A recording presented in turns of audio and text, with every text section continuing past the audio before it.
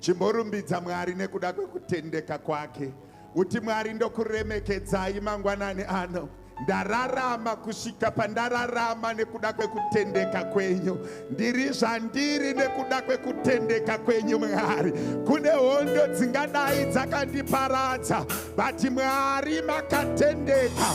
Take all the glory for your faithfulness unto me and unto my children, unto me and unto my health. Chimborumbidza Mwari nepavasvitswa naMwari. Uti Mwari makatendeka nekuti ndiri mupenyu nhasi ini nevana vangu. Iti Mwari makatendeka. Iyemi Mwari makatendeka. Chimborumbidza Mwari nekutendeka kwake, for his faithfulness. Let all the glory be given unto him. Ngavaboremekedzwa nekuda kwekutendeka kwavo pamazuva avararama. Simudza izwi rako, simudza izwi rako, umbotenda Mwari. All the glory for my children, oh Lord, take all the glory. Imbotenda Mwari nekuda kwevana vako. Iti Mwari nekuda kwevana vako. Take all the glory. Nepandashika Mwari, take all the glory. Chimborumbidza Mwari mangwanani ano. Uti I give you all the glory. I surrender all and I give you all the glory. Mumwe munhu ngaangorumbidza Mwari. Nekuda kwepavasvika imborumbidza Mwari. Nekuda kweupenyu hwako chimborumbidza Mwari. Iti Mwari mbiri yose ndoidzorera kwamuri. Mangwanani ano mbiri yose ndoidzorera kwamuri. Baba vangu mbiri yose ndoidzorera kwamuri. Mwari vekudenga makatendeka. Mwari verugare makatendeka. Yemi Mwari makatendeka. Kwatasvika tasvika nemi Mwari. Patakadarika takadaritswa nemi Mwari. Patakamira takamiswa nemi Mwari. Baba vekudenga torai mbiri yose mangwanani ano. All the glory unto you. All the glory unto you. All the glory unto you. All the glory unto you. Mwari remekedzwa ine patashika. Mwari remekedzwa ine patakadarika. Mwari remekedzwa ine patakamira. Mwari remekedzwa ine zvataka makatikonesa. Baba vangu vari kudenga, kudzwai nekuti muri Mwari. Takamira pano nekuda kwenyu Mwari. All the glory. Take all the glory. Mwari vekudenga kudzwai mangwanani ano. Mwari venyasha kudzwai mangwanani ano. Mwari vekudenga remekedzwai mangwanani ano. Take all the glory. Mwari vekudenga, take all the glory. Chimbokudzwai Mwari. Thank you, Jesus. Thank you, Jesus. Thank you, Jesus. Chimbodzorera ndangariro dzako, uone pavakamira. Uti uyu Mwari uyu ngaremekedzwe. Pane pataisafanira kudarika Mwari akatinzwira nyasha. Pane pataifanira kuperera Mwari akatinzwira nyasha. Mbiri yose ngaipiwe kumuna Mwari. Muzita ra Jesu. Muzita nemuropa ramambo Jesu. Chimbosimudza izwi rako kuna Jesu. Hallelujah. Toda kuti ndiverenge 1 Corinthians chapter number 16 verse 18. Inoti, be on your guard, stand firm in the faith, be courageous and be strong. The spirit of being courageous in serving the Lord. I was looking at the rate at which malls are being built in South Africa. I was looking at the rate at which houses are being built in Zimbabwe. Ukangosvika pa first target uchipinda muHarare dzimba chete, but people are not building the kingdom of God. The churches are not expanding. I drove through the streets of Harare and I saw so many new structures, but I did not see so many churches. Very courageous. Make me a courageous saint that I stand firm in the faith and I am courageous to save you. Pakurarama kwedu tine the portion that we work for ourselves and we gather wealth for ourselves. But patichaenda kudenga anonzi mabasa akamakaita panyika mabasa atakabata basa ramwari chinonzi Acts of Apostles adzisi dzimba dzevanhu. Book of Acts mweya mutsvene achiburuka hapana kuvakwa dzimba dzevanhu yatino refer as Acts of Apostles, the book that was written.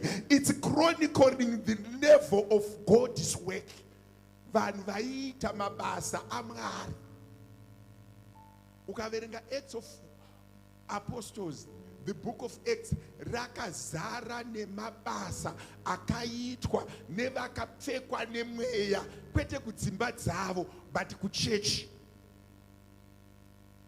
Patinozonzi tichanorangarirwa nemabasa. Haazi mabasa edzimba dzatakazvivakira, haazi mabasa edzimotikari dzatakazvitengera. Tinombona mata timboti Mwari, give me the spirit of courage to do your work. Ndimbowana mabasa akanaka andinokuitirai. Unonzwa mumwe achiti handigoni kumwa waini patafura yamambo, rusvingo rweJerusarema rwakadonha. Tinombona mata, give me courage to save thee, courage to be a participator in your work. When the word of God says, be on your guard, stand firm in faith, be courageous and be strong. Unoza kuti vanhu vazhinji vakaparara moyo nekuda kwezvakataurika kana nekuda kwezvakavawira. Blessed is the one who preserves, who perseveres under trial, because having stood the test, that person will receive the crown of life. But Mara, I want to be courageous in my faith. It's not everything that is spoken should discourage me. It's not every trial that should defeat me. It's not every trial that must destroy me. As a church, as an individual, as a family, I need a courageous spirit to save you.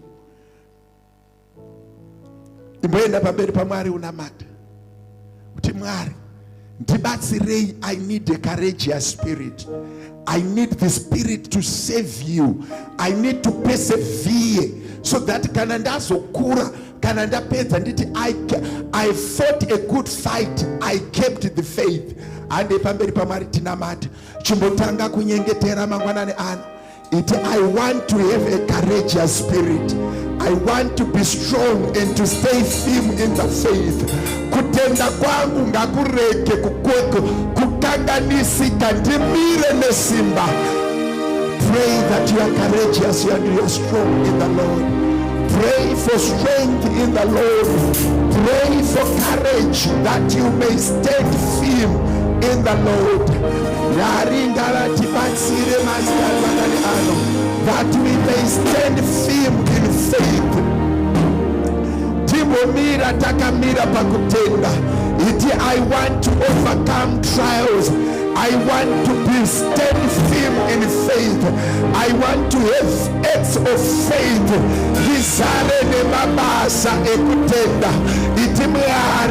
I pray for the spirit of firmness in your word. Chibonamata kumira simbare kumira nyasha kumira. With every trial that comes, I want to overcome it in the Lord. May the Spirit of the Lord be upon you. May our shenda uwepa msoro pako. Utipekere basa ramea. Tibate mabasa ekutenda. Pamazuwa edu tibate mabasa ekutenda. Itimari tibate mabasa ekutenda. Kumbira nyasha iti Mwari ndibatsirei kubata mabasa ekutenda. Mandiri ngamuzare mabasa ekutenda. Mandiri ngamuzare mabasa ekutenda. Iti Mwari, I want to overcome trials, that I persevere in faith, that I live a life of testifying the greatness of the Lord through my life. Iti Mwari mandiri ngamuzare zvibereko zvekutenda, that I may not lose the faith, that I may not fail in faith.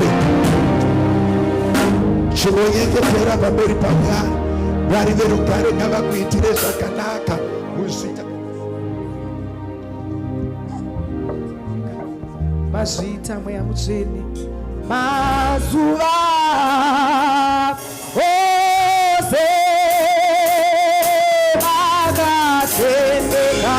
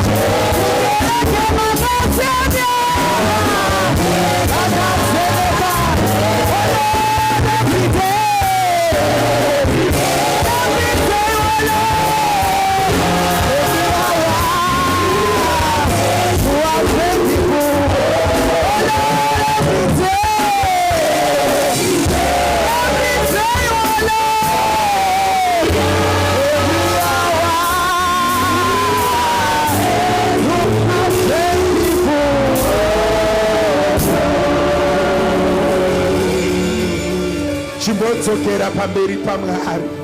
Maibhuru chapter number 4 verse 16 inoti, approach the throne of grace with confidence or with boldness. Chimboenda pamberi paMwari with confidence. Uti Mwari makatendeka, nyaya yangu iyi haigoni kuramba yakadaro. Mwari makatendeka, mamiriro ezvinhu haagone kuramba akadaro. Ndiri kutsvaga murume nemukadzi, mukomana nemusikana ari kutoona kutendeka kwaMwari paRedhi Sea yakamumirira, kuti vaIjipita vamunoona ava hamuchazovaone zvakare. Wai Mwari akatendeka. Simudzai zwi rako pana Mwari nekutendeka kwavo. Chimboudza Mwari kugona kwavo pasituation yako, kuti Mwari makatendeka.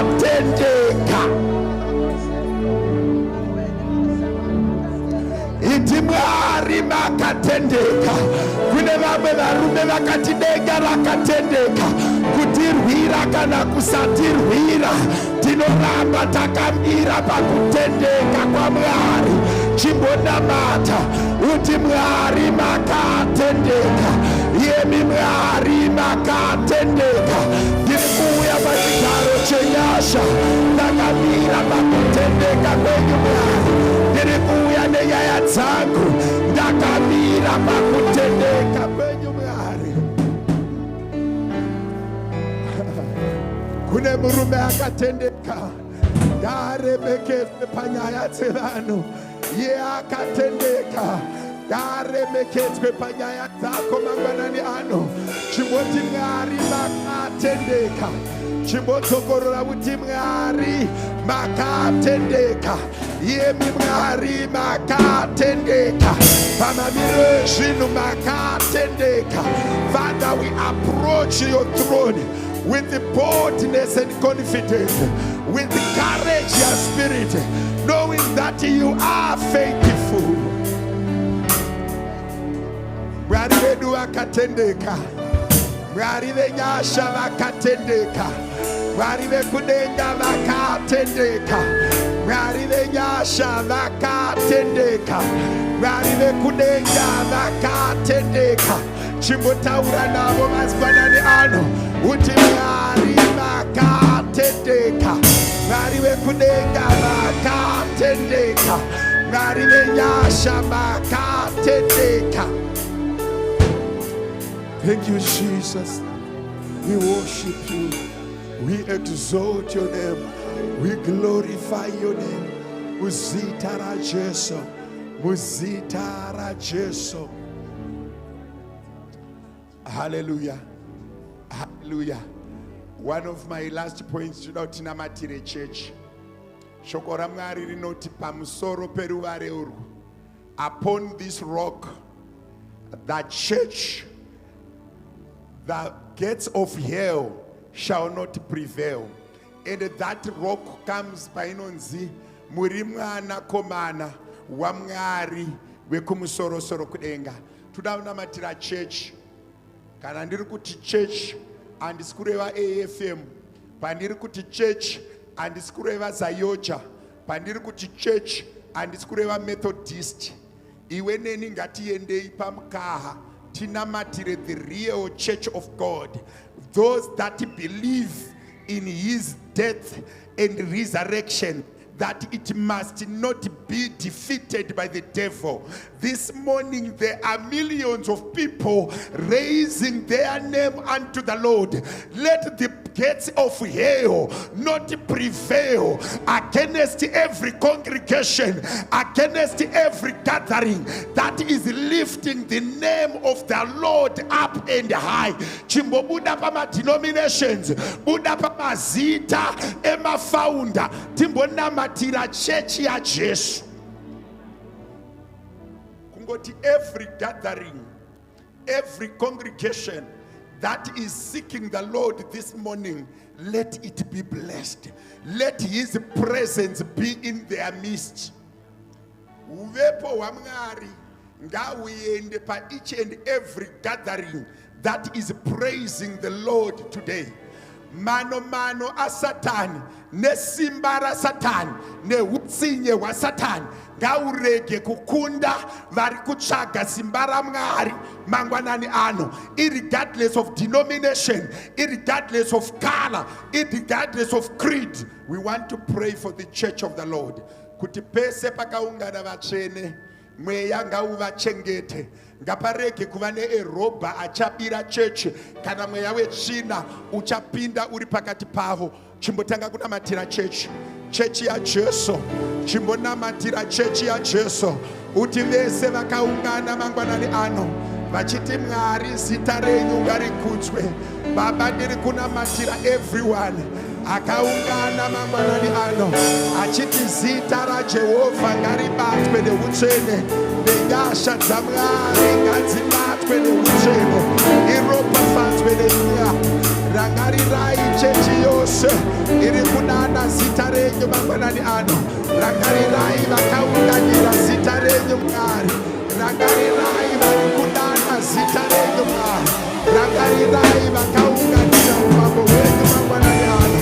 Iri kunamata kuna Mwari vakatendeka. Iri kunyengetera kuna Mwari vakatendeka. Iri kusimudza zita renyu Mwari. Let the gates of hell not prevail against your church.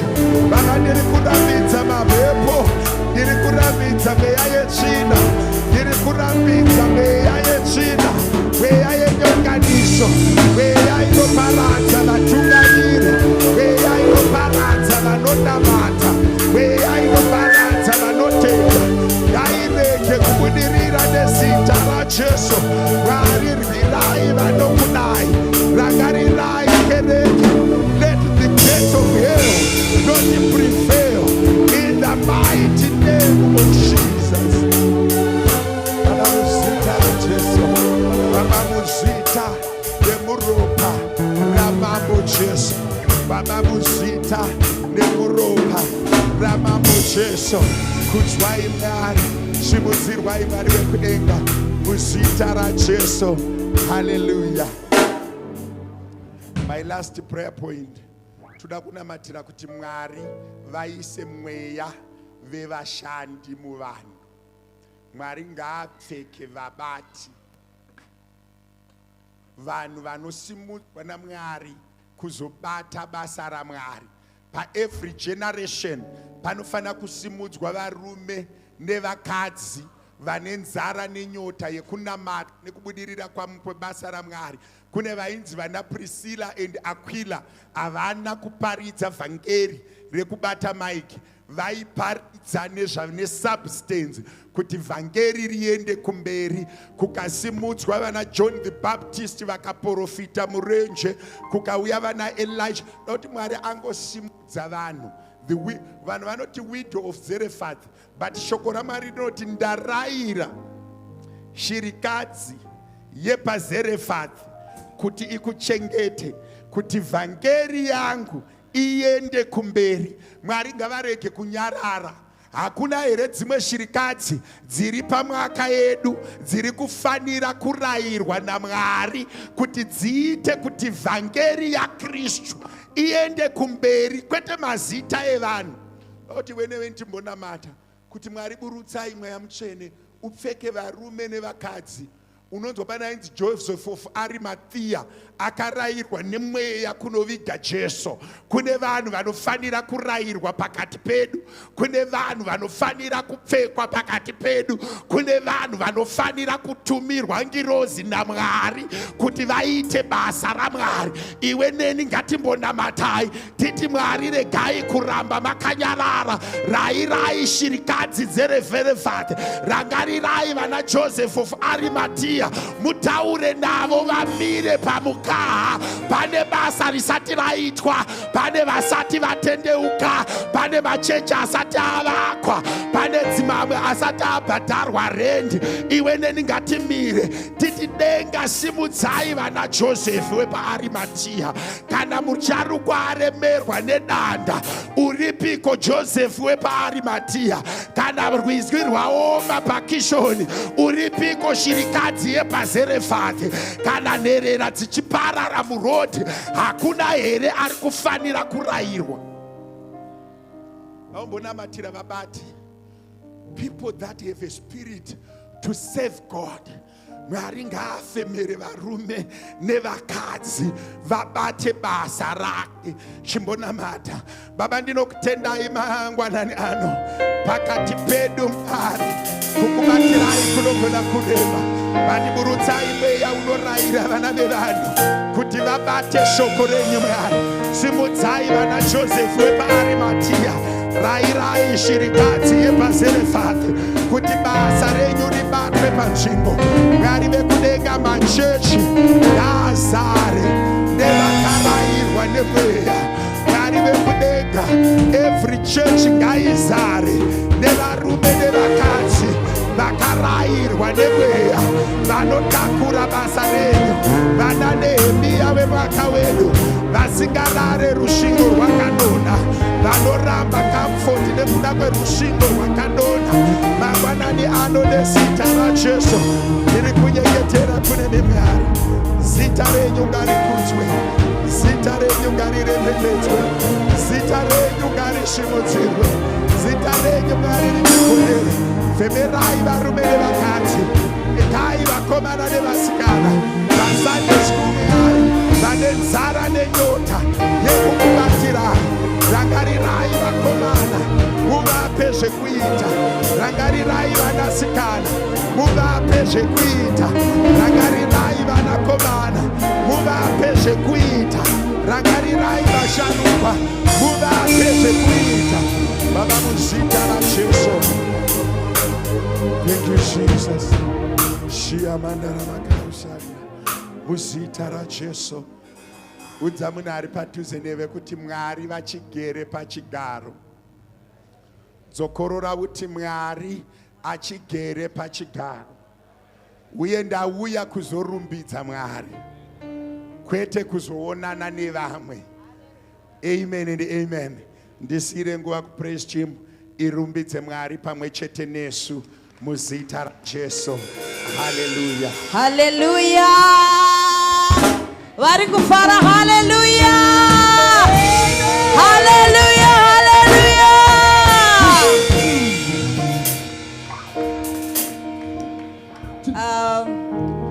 Just greet someone. Chiwani matangiro. Hallelujah. Hallelujah.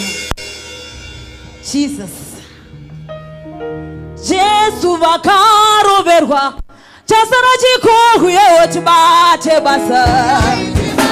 Jesu vakaroverwa chasara chikohuye otibate basa. Jesu vakaroverwa chasara chikohuye otibate basa. Ona huya wanambai we otibate basa. Ona huya ona huya otibate basa.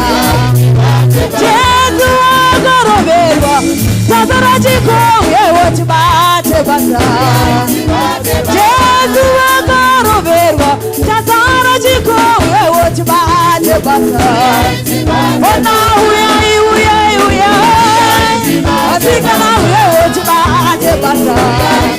Ona huya wakomana huya otibate basa. Simuka tuone ade naye oza.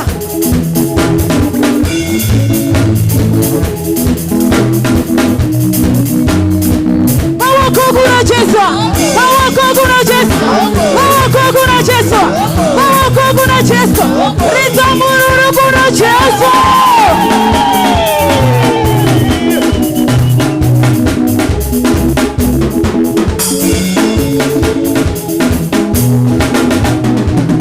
Ona uya, komana uya otibate basa. Ona uya.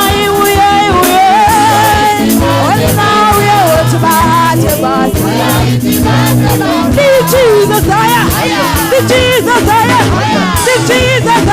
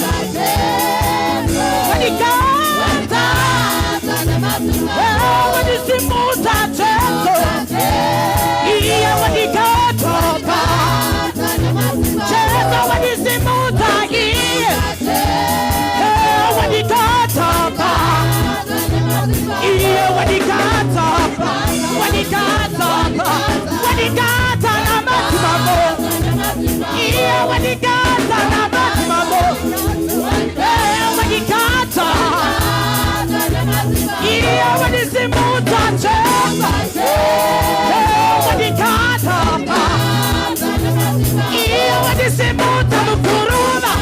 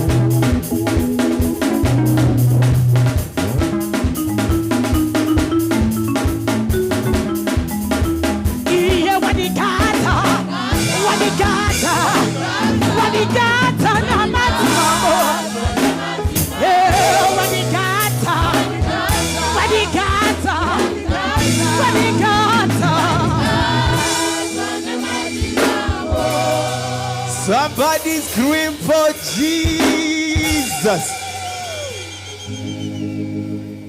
Sunday school, are you in this place? Just make some noise for Jesus. Vakandibata neruoko rwesimba vakandipurisa. Jesu vakandibata neruoko rwesimba vakandipurisa. Vakandibata neruoko rwesimba vakandipurisa. Jesu vakandibata neruoko rwesimba vakandipurisa. Andimusiye murume iyeye.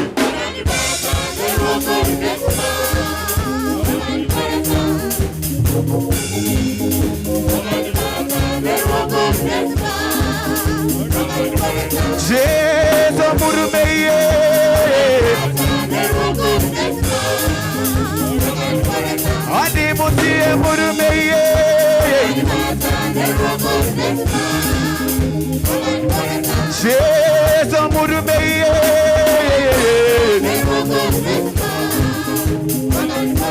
Badairwara murume iyeye.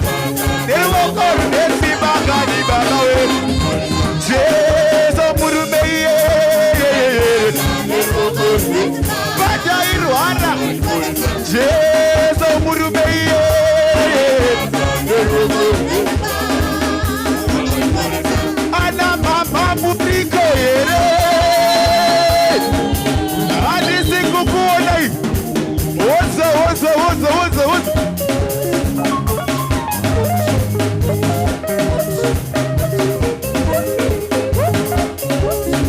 So. Shika farira yana mapation. Moku.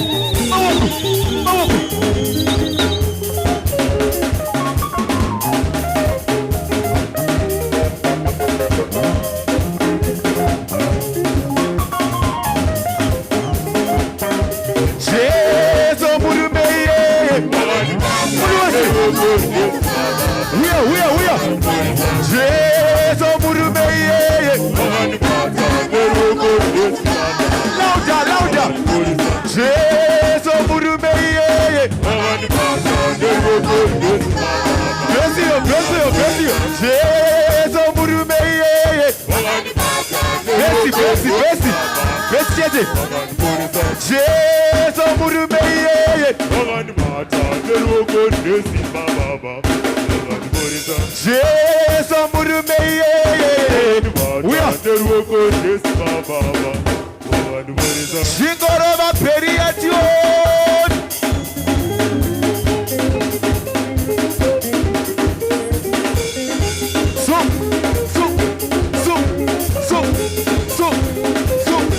So.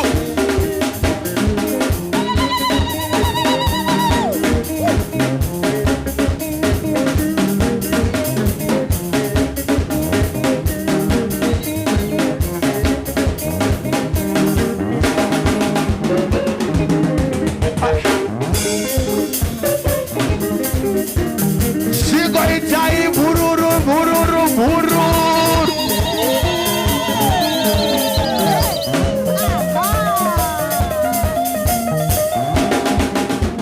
Pane vakomana here, pane boys here pana. Chimbouya chimbotambira Jehovha. Vakomana chimbouya itione. Bidemkati, vomana vese. Bidemkati, vomana vese. Bidemkati, vomana vese gani. Bidemkati, vomana vese gani. Bidemkati, vomana vese gani. Adi.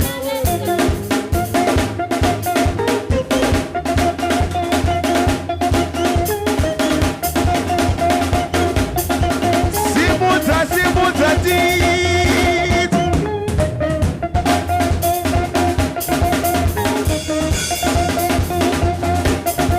Bazika na vese gani. Bidemkati, bazika na vese gani. Bidemkati, bazika na vese.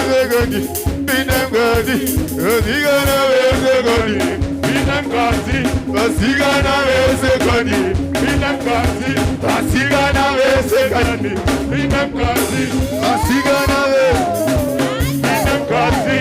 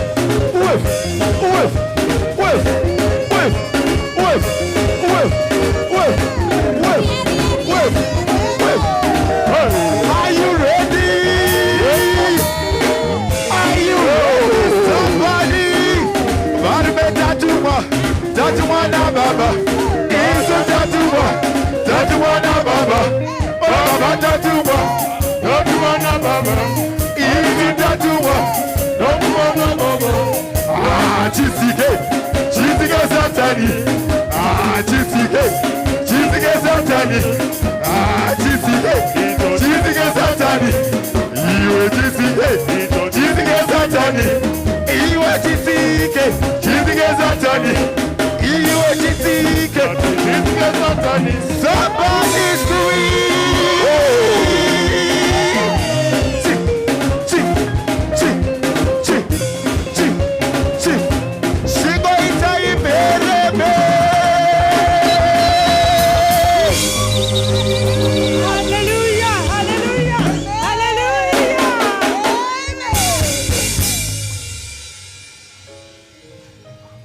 usatorerwe tariro yako, usatorerwe kutenda kwako, ezvinhu zvinokura, ezvinhu zvinopera, ezvinhu zvinoparara, Jesu ndiye mambo, usatorerwe iwe, usatorerwe iwe tariro yako, ezvinhu zvinokura, ezvinhu zvinopera, ezvinhu zvinoparara, Jesu ndiye mambo, usatorerwe iwe, usatorerwe iwe, ezvinhu zvinokura, ezvinhu zvinopera, ezvinhu zvinoparara, Jesu ndiye mambo, usatorerwe iwe,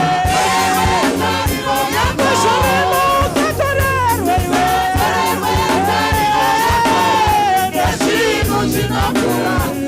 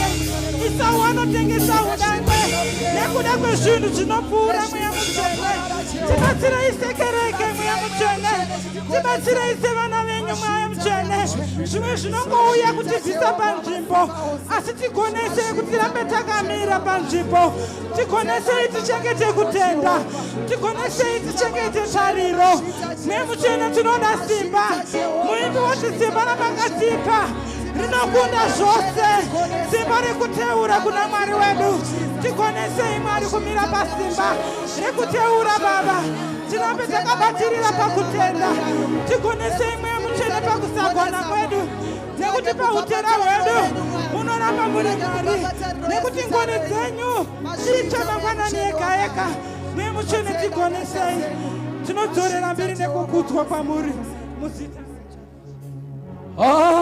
Kuna hama kupinda chasu hakuna hakuna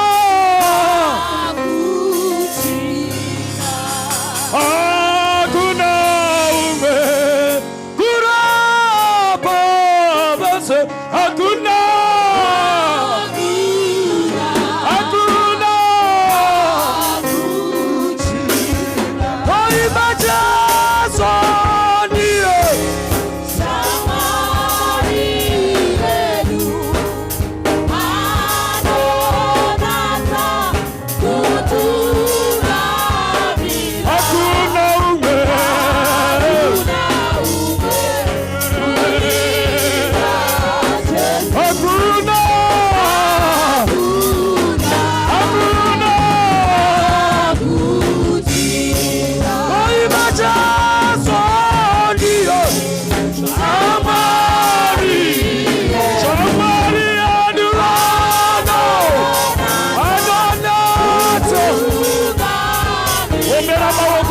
Jesus.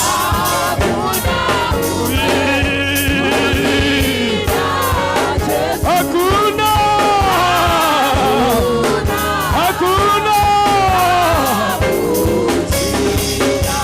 hakuna ume ukuru sema hakuna hakuna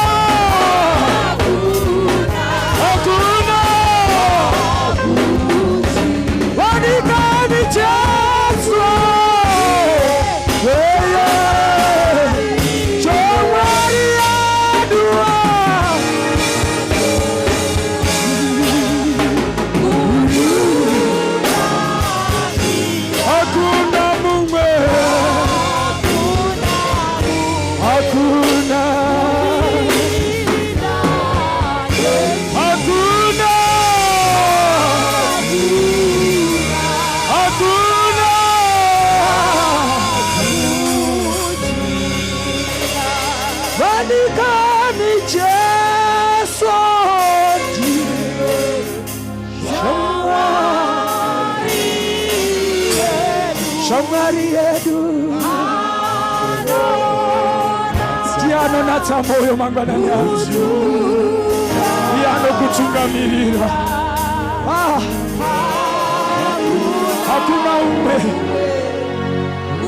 kupinda iya mambo cheso mangwana nyanzu Hakuna limesita Kata unganira mangwana nyanzu Mea mutene mangwana nyanzu Mea mutene changamire Hakuna njimbo mwari ya musingazi Hakuna mwari njimbo ya musingahoni Uye mwari magmanani hano Hakuna moyo mwari wa musingazi Kimi murapie moyo yedu Magmanani hano changamire Mea mutene, mea mutene Mea mutene magmanani hano Mea mutene, mea mutene Makanaka Jehova Makanaka magmanani ano Makafanira kungorumbitwa Makafanira kungongwa Nekuti makanaka magmanani ano Makanaka Jehova Makanaka Maisha enyu magmanani ano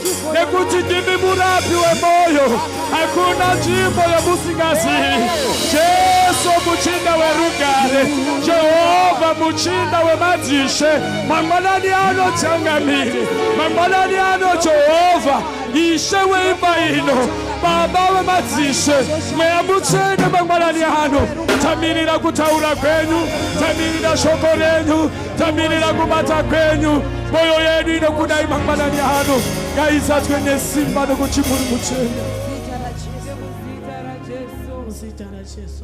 Dinoramba ndichinamata Doramba ndichinamata Dinoramba ndichinamata Doramba ndichinamata Doramba ndichinamata Doramba ndichinamata Doramba ndichinamata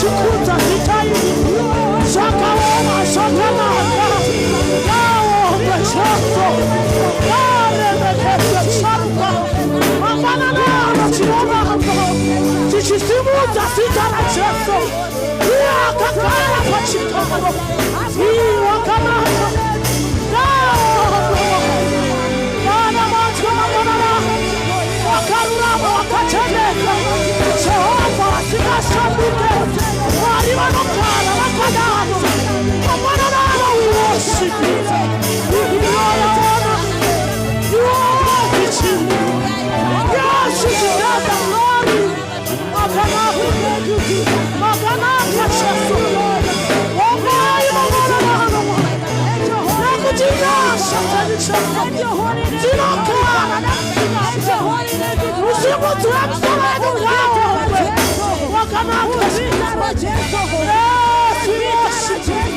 Yes, we worship you, Jesus. You deserve the glory. You deserve the honor. You are mighty. Jesus. He's worthy. We bless your holy name. We bless your mighty name, Jesus. We worship you. We worship you. We worship you. We worship you. We worship you. Yes, He's worthy. All is your holy name. Yes,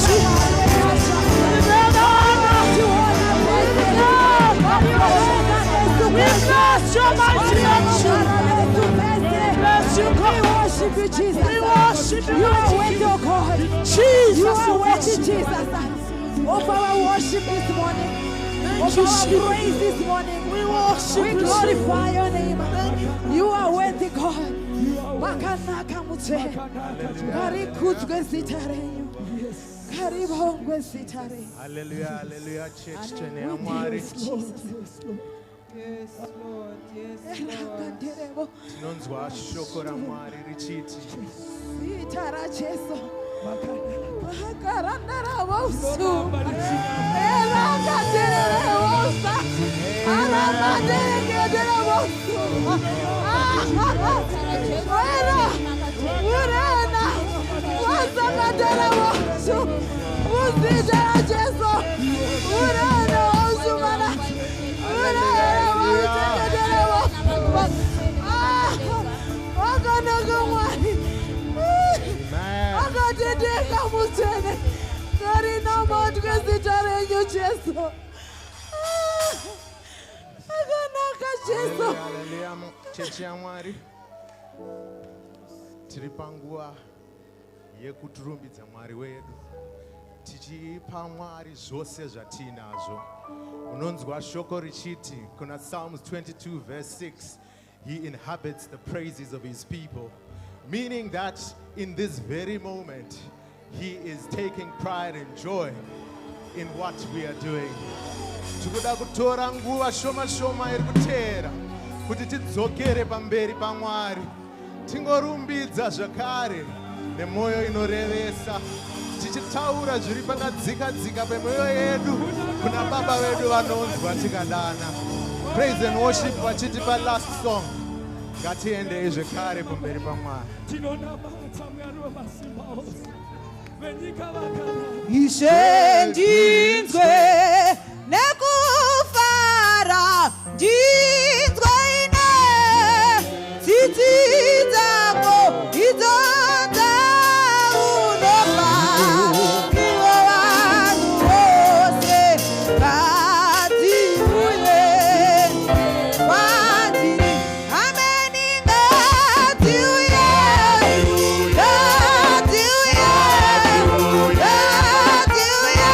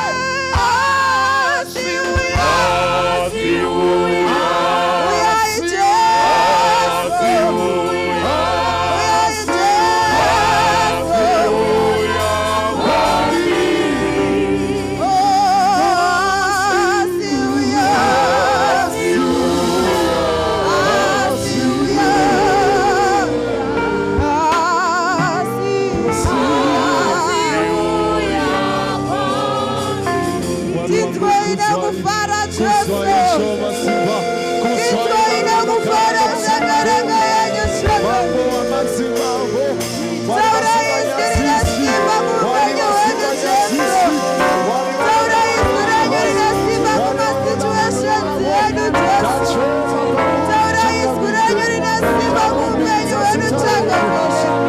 Nesitara Yesu, nesitara Yesu. Taura na moyo yenu changa mire. Chititwa iwane kufara kwa ya mswada wako. Chititwa iwane kufara changa mire.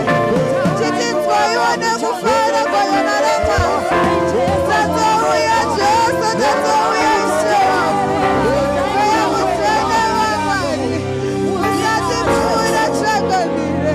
Karmu usaranga ira wako na suwa usati mionera. Karmu chamuna na suwa kwa yenyu Yesu. Uzaura sokore nyuri na simba kupenyu wenyu. Tato uya tenga gazirira kuya mchene kuzwa shukuru wenyu. We worship you, Jesus. Thank you, Lord. Hallelujah, hallelujah. Tinonzwa kufara nekuimba kwaita praise and worship. You can truly feel the move and presence of God. Tinokutendai praise and worship muchigara zvenyu pasi. Toda kutanga nekuchingamidza atiunganidza nhasi. Mweya mutsvene mugari narini. Hallelujah. Wekuti akafamba mukati meupenyu hwedu zvinhu zvinochinja. Iye atiunganidza mangwanani ano. Tese tichifara tichisimudza maoko kuombera nekuimba. We welcome you, Holy Spirit. We welcome you in this place. We are so privileged to have you here. Next, toda kutambira mufundisi wedu naamai. Pastor Jiriji, tinokudai. Munotigonera zvakanyanyisa. Ndinonzwa kufara ndichiona murume uyu nekuti rudo rwake runoshamisa. Zvizhinji isu semhuri zvekuti vakauya zvakaoma vakamira nesu. I'm sure takazara tese munomu tine nyaya tinokwanisa kutaura pamusoro pemurume uyu. Tinokutambirai mufundisi. Next, I want to welcome the church board. Vanhu vaMwari munogona. Basa renyu rakaoma. Munotarisirwa kunge muripo panguva dziri difficult, muchisacrifice time yenyu, nguva yenyu nema-resources. Zvinhu zvakatikoshera kuti iminge muri kumberi muchitungamira sangano redu. Tinokuchingamidzai. Next, tichitambira mamwe maboka ese, board, ladies board, men's board, nevamwe vese vane utungamiro hwavanoita kubva cleaning, ushering, praise and worship. We really welcome you today. We appreciate your service and we welcome you.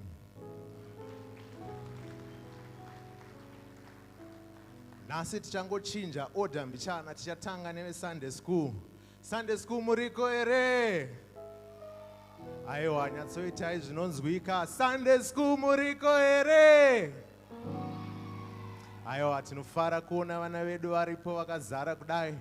Tinoti munokwanisa zvenyu kuenda kumaklasi enyu.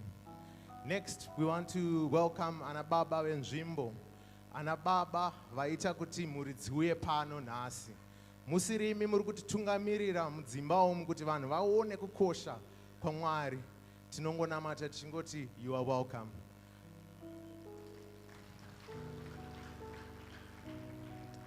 My youth edu muriko ere uko.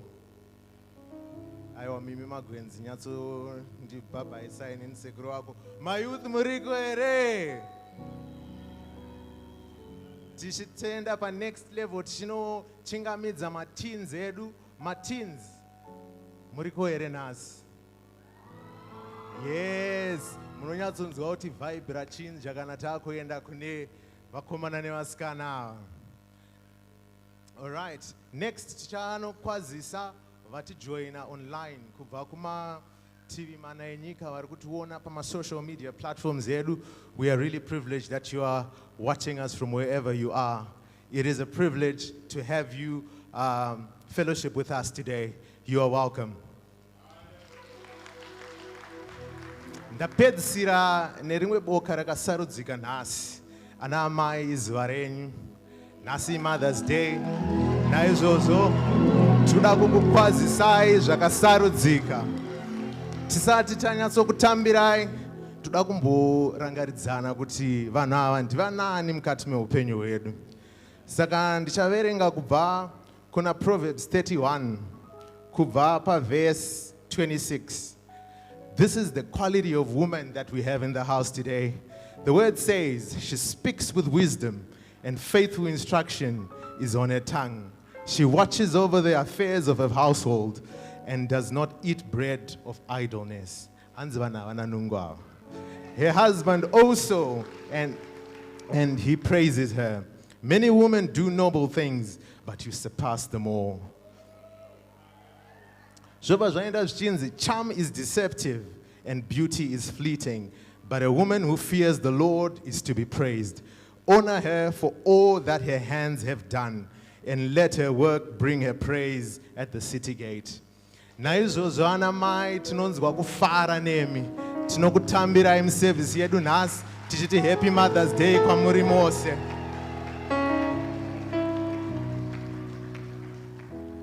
Alright, takuda kutambira zvakasarudzika vaenzi vedu vauya pakati penzvimbo ino kekutanga muzuva ranhasi. Aiwa, garai zvenyu pasi. Kana varipo vatanga kupinda nesu nhasi, ndanichikumbira kungoti mungosimudza maoko enyu tikuonei. Varipo here vatanga kupinda nesu nhasi? Ndiri kukuonai. Torai chimwe chinhano muuye kuzomira nesu mberi kuno. Vamwe vese vandisina kuona, uyai zvenyu. Tinyatsokutambirai nemufaro the roadbed way.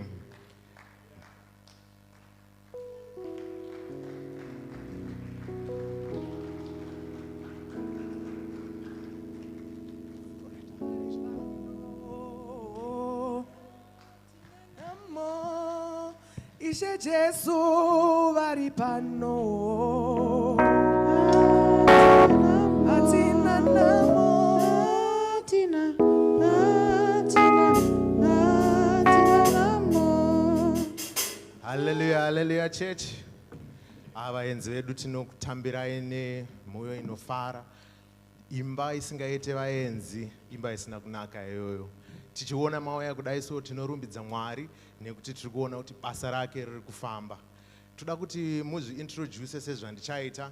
Ini ndinonzi Baba Mtibura, ndinopinda pano paRoadport pasi paBaba naMai Jiriji. Ndinogara kuWillow Park and ndichapinda pano kusvika Mwari achiuya. Ndinokumbira kuti mungozviintroduce in the same way. Kana muri sister motaura kuti munonzi sister ani, pane chandakanganwa kubvunza. Munhu wese anonzwa Shona here. Do you understand, Shona? My apologies. I will repeat in English. We welcome you. We are really blessed that you've joined us today. By way of introduction, I am Mr. Mtibura. I fellowship here at Roadport Prayer Center under the leadership of Pastor Jiriji and Amai. I will kindly request you to introduce yourself in the same way and tell us whether you'll be joining us forever or you are visiting us. Okay.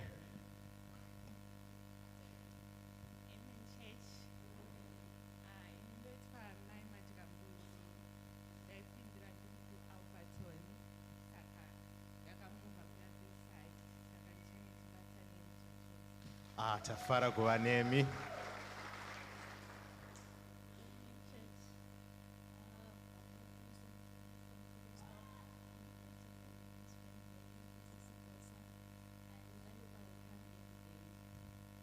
You're welcome. We are privileged to have you.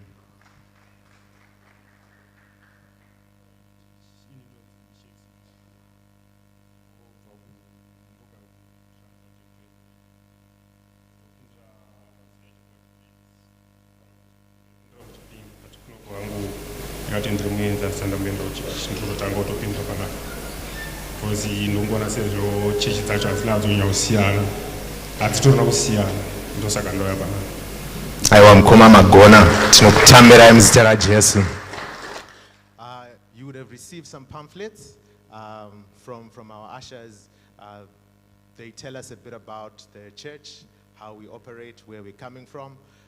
We will request you that at the end of the service, if you can make your way to the back there by the connecting lounge, our secretary has a few words to share with you. Tinokutendai mose muchitora zvenyu nzvimbo dzenyu.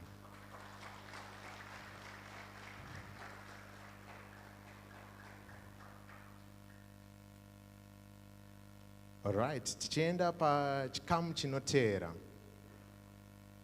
Tine a number of items aripo nhasi. We have 4 items. Yekutanga ichabva kuma singles. Straight after that, panenge pane ma youth, Sunday school ichitera. Then after that, Prof Nyabadza ne ladies team vane item. Tine 3 minutes each yekushumira Mwari nema items edu. Mukaona ndamira apa muziva kuti nguva yakwana. Zvakadaro tinodaidza ma singles kuti muye mubate item yenyu.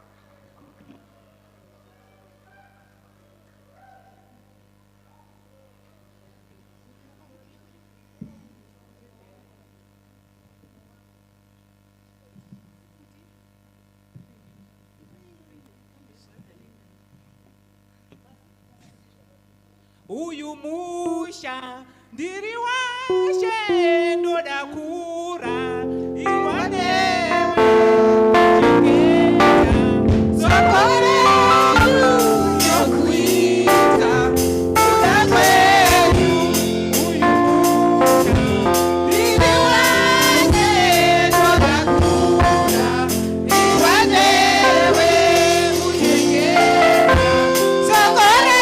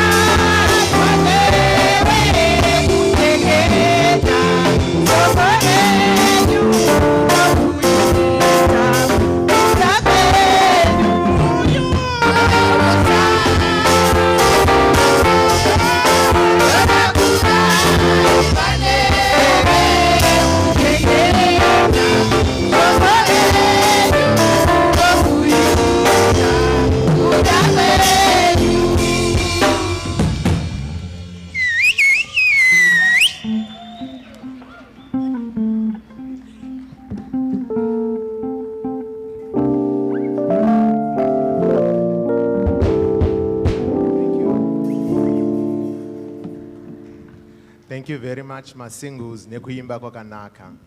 Tichidaidza my youth. Ngativaombererei vachiuya kumberi.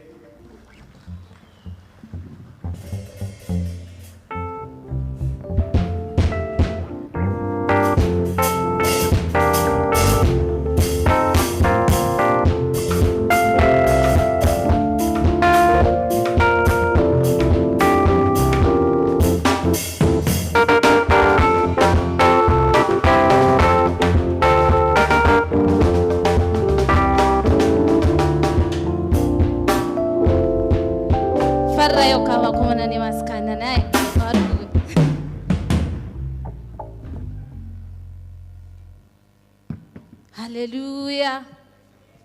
Varkufara chete hallelujah.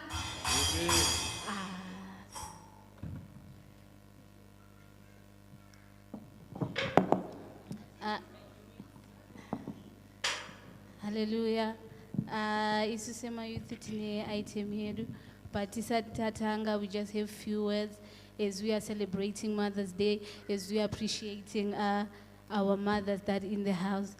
So good morning once again. My name is Milanda Magwenze, and today on behalf of the youth, we would like to honor and celebrate the mothers who are in our lives. Hallelujah. Mothers are a gift from God. Your love, prayer, sacrifices, strength, shape families. It also builds homes and guides generations, even when no one sees your efforts, but God sees your efforts and He rewards you for them. The Bible says that in Proverbs 31 verse 28, her children rise and call her blessed. So today, as the youth, as your children, we rise and call you blessed. Thank you for every prayer that you have whispered. Thank you for the tears that you have wiped away. Thank you for the sacrifices that you have made. May God strengthen you and also bless you abundantly and fill your hearts with joy and peace. From us to you today, we love and appreciate you so much. Thank you. Amen.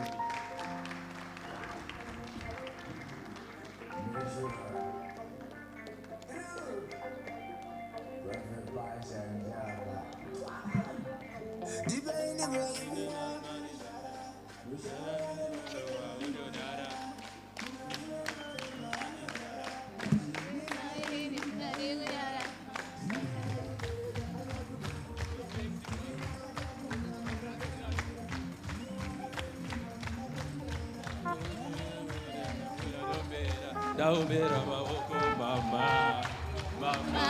Ante kuna mama. Daubera mawoko mama, mama. Ante mama. Daubera mawoko mama, mama, mama. Daubera mawoko mama, mama, mama.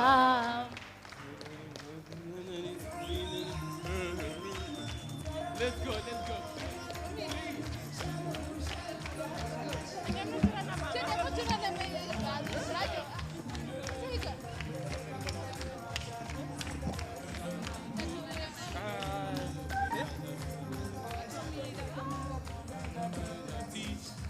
Mama, mai wangu. Mama.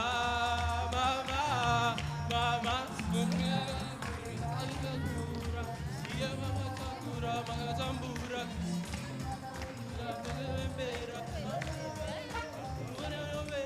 Daubera mawoko mama, mama. Daubera mawoko mama, mama. Daubera mawoko. Amen, church. Amen. Ndofana kutanga ne introduction.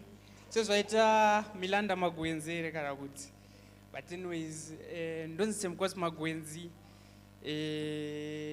So say youth tangwati we just want to wish you a happy Mother's Day. Mwara gonere, may have a joyful day. And mfundis vango kuito mumbo Buddha out nas.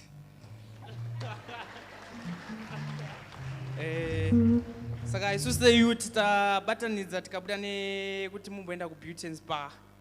Mumbowana massage. Mama.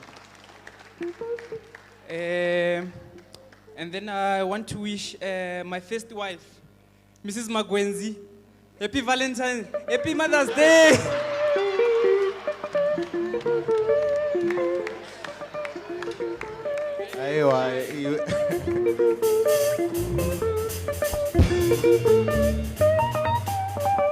Mazvinzwa zvataurwa nemayouth edu hanzi her children call her blessed. Mama tinokudai nana mama vese plus ameno first wife yanga ichitaurwa uko tinongoti happy Valentine's. Next we have an item from the Sunday school. Vachiuya tichivaomberera zvakare.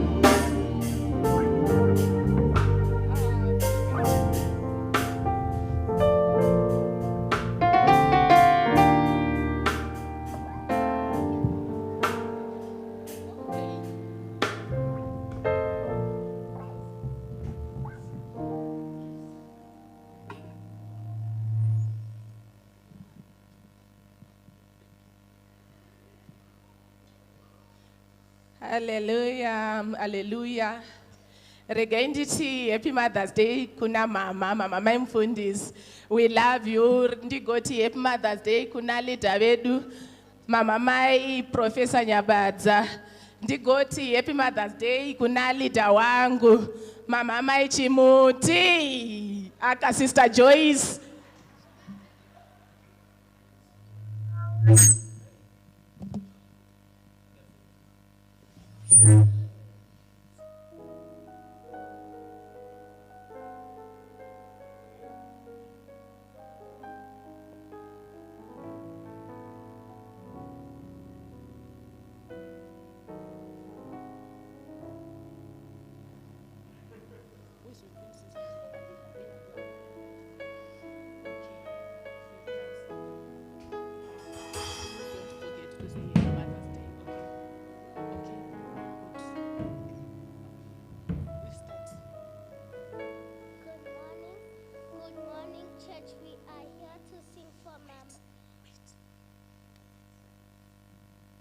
Good morning, church. We are here to sing for Mama Chiriji and our mothers. Thank you.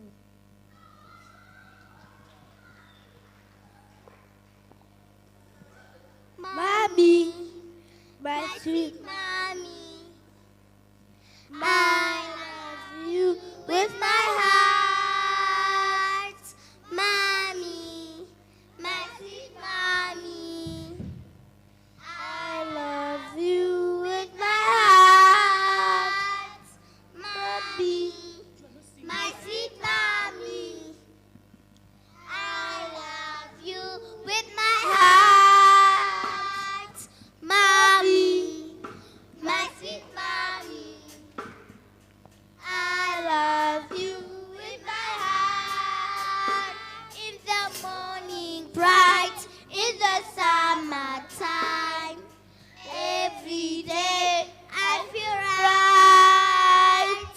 Mommy, my sweet mommy, I love you with my heart. Mommy, my sweet mommy, I love you with my heart. Mommy, I love you. When I need you, you are always there. Happy Mother's Day!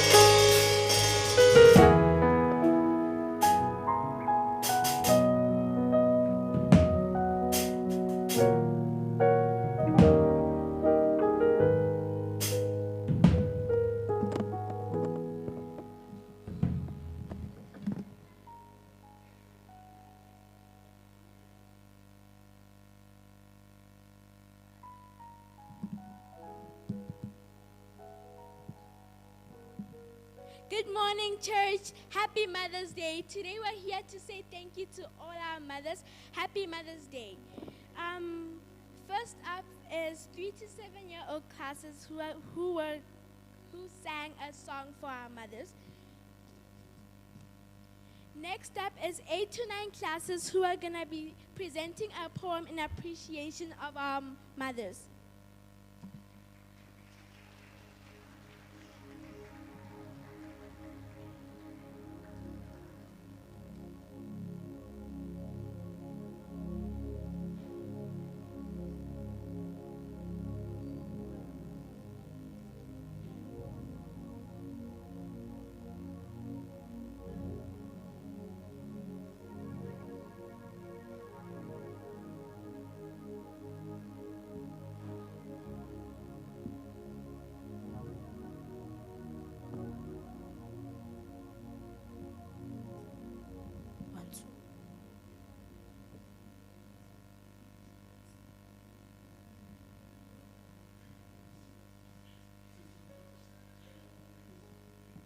Good morning, Pastor.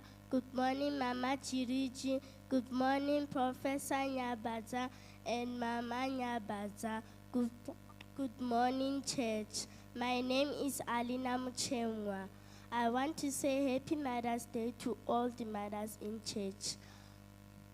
Now my friends are going to say something to all their mothers. Thank you.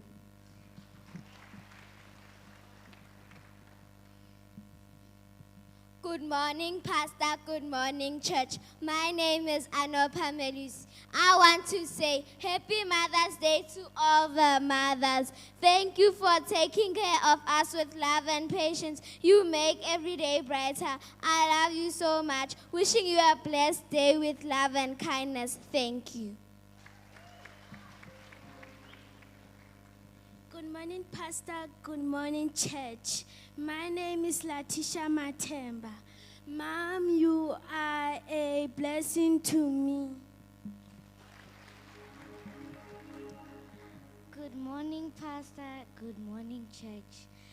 My name is Sishe Chimbi, and I just want to say a quick poem to all the mothers. No matter where my footsteps fall, your love has been there through it all. A mother's heart can never fade. In my love is softly laid. Thank you. Good morning, Pastor. Good morning, church. My name is Kisha Madondo. Mom, thank you for taking care of me. Good morning, Pastor. Good morning, church. My name is Makanaka Charakupa. My mommy. My mommy is kind. My mommy is sweet. She gives me hugs that feel so neat. She helps me learn. She helps me grow. She loves me a lot than I know. She makes me smile every day. I love my mommy in every way. Good morning, Pastor. Good morning, church. My name is Kosinati Bat. Mommy, I love you very much. Good morning, Pastor. Good morning, church. My name is Ernest. Mama, thank you for helping me. You're the best mom ever. Good morning, Pastor. Good morning, church. My name is Ethan Mavengere. Thank you, Mom, for always sharing your smiles, your hugs, your words of encouragement, and for all the countless times you've been there for me. I love you, Mom.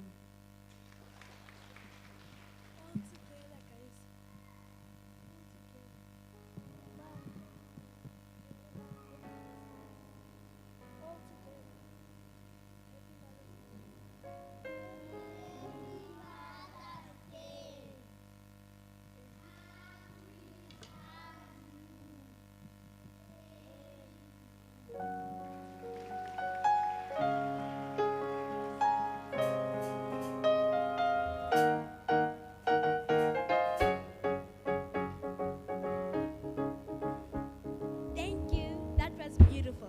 Next up, we're introducing the 10 to 12 classes.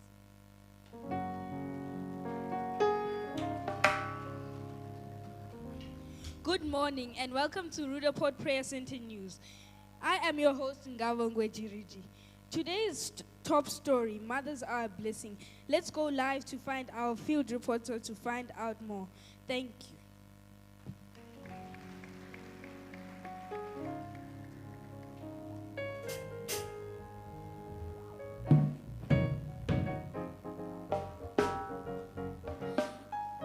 Thank you. I'm reporting live from Rudaport Prayer Center, and I am Emmanuel Chihia. Today we are celebrating Mother's Day, a special day to thank our moms for all they do to us. Let's talk to some people. Hello, can you tell me why your mom is special? My mom is special because she loves me, takes care of me, and helps me every day. Wow, that is beautiful. Now we have another child who also loves to express his mom's talent. My mom is kind. She helps me to get ready for school and she loves me. Our last child, who also loved to tell us her specialness of her mom. I love my mom because she loves me and prepares my school lunch. I'm returning it back to the studio. Thank you, Emmanuel. Let's hear from our second field reporter, William Garai.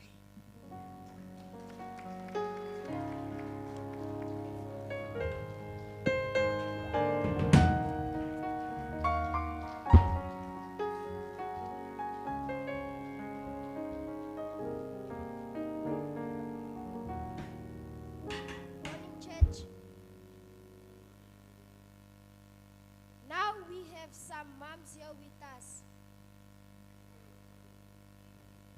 What is it like being a mother?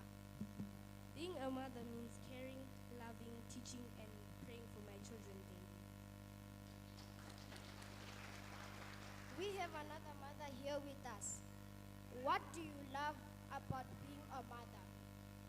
Being a mother is a blessing. It's fun and it's hard, but it's amazing. Let's head back to the studio. Thank you, William. Let's go to our last field reporter, Elona.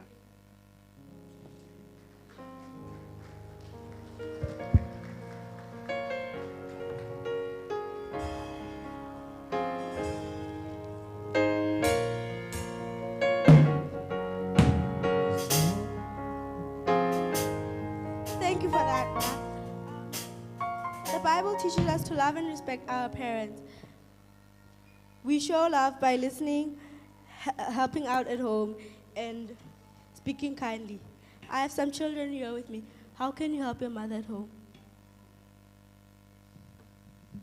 I help my mom make fried chicken at home. I help my mother by finishing her food. I help my mother by wasting her phone battery. I help my mom by spending her money at home. I help my mom by making her tea when I don't want to. I help my mom to do the dishes. I help my mom by babysitting my baby brother at home. I help my mom by cleaning the house.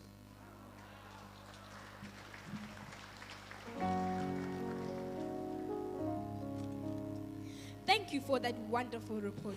Today we say thank you, moms, for all of us at Rudaport Prayer Center News. Happy Mother's Day. We love you, mom.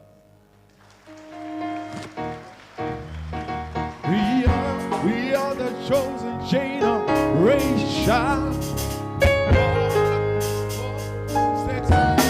All I require, God has given me. Yes, we are the chosen generation.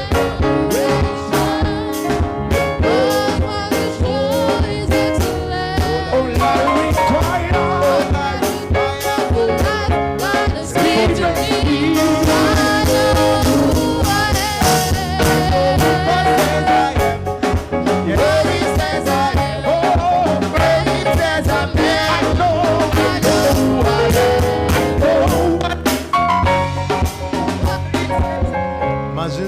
Mega reporting live from Rudaport Prayer Center.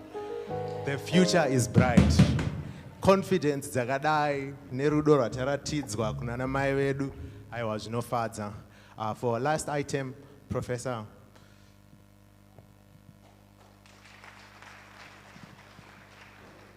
Hallelujah.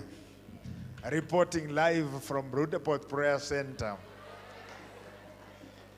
From today, ndoyato moto yangu, reporting live from here.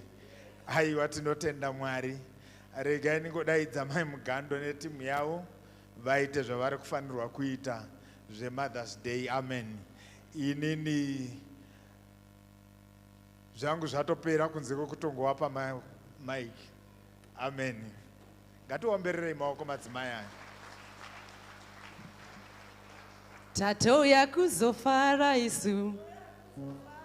Tatoya kuzofara isu. Tatoya kuzofara. Tatoya kuzofara isu. Tatoya kuzofara.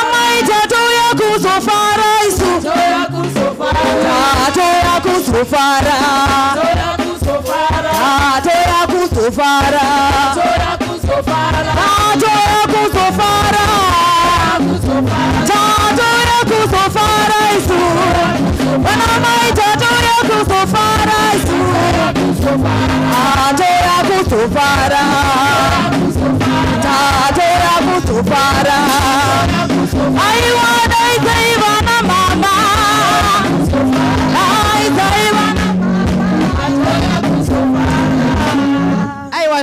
we are one church and makagare pasi tauya kuzodi saka simukai, we are one church, unit, one love anditika tato yakuzofara, tato yakuzofara, tato yakuzofara, aiwa tato yakuzofara isu, wana mai tato yakuzofara, tato yakuzofara, aiwa tato yakuzofara, aizaiva na baba, aizaiva komana, aiwa tato yakuzofara, tato yakuzofara, wana mai muri kwere uko, wana mai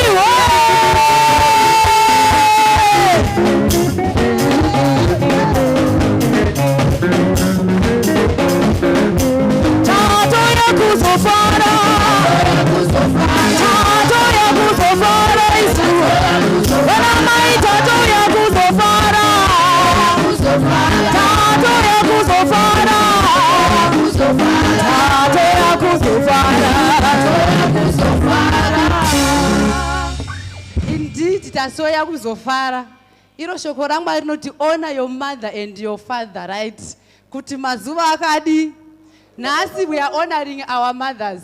Hanzi amai havatukwe, amai havakakavadziwe, amai haungaudzi zvokuita, ende haungavashori kuti amai vangu vakamira so. Saka nhasi tiripo pakuti happy Mother's Day, tichitanga namama yedu mama Jiri tichiti happy Mother's Day, and all the mothers happy Mother's Day. Muzita raJesu maita henyu President Worship Team. Nasi it's Mother's Day. Varidzi vemutambo it's ladies. Saka tichambovapa nguva yakati mbichana maybe up to 5 minutes.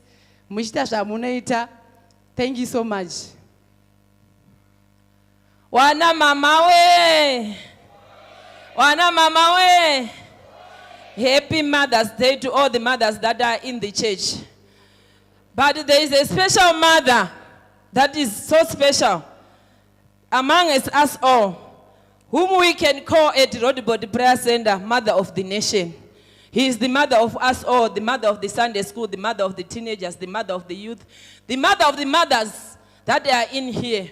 A woman of noble character. That they say that the beauty of a woman is in her character. The hard-working woman, mukadzi anomuka mangwana mukadzi wekuna zvireo wekuna Proverbs 31 ari pano pakati pedu, none other than our pastor's wife. Mama, can you stand up? We love you. We love you so much. We love you as the Red Body Prayer Center. You are a woman of noble character. The beauty is in the character. Mangwana neano tungoti tina mama wedu, the mother of the nation. Hakuna unozvigona kusina nyasha dzamwari dzinobatsiridza mweya mutsvene unowatungamirira, wanonzwa kutaura kwaMwari wachiita seikoko. Hakuna anozvigona kuziva dzimba dzemunhu wese patakagara pano.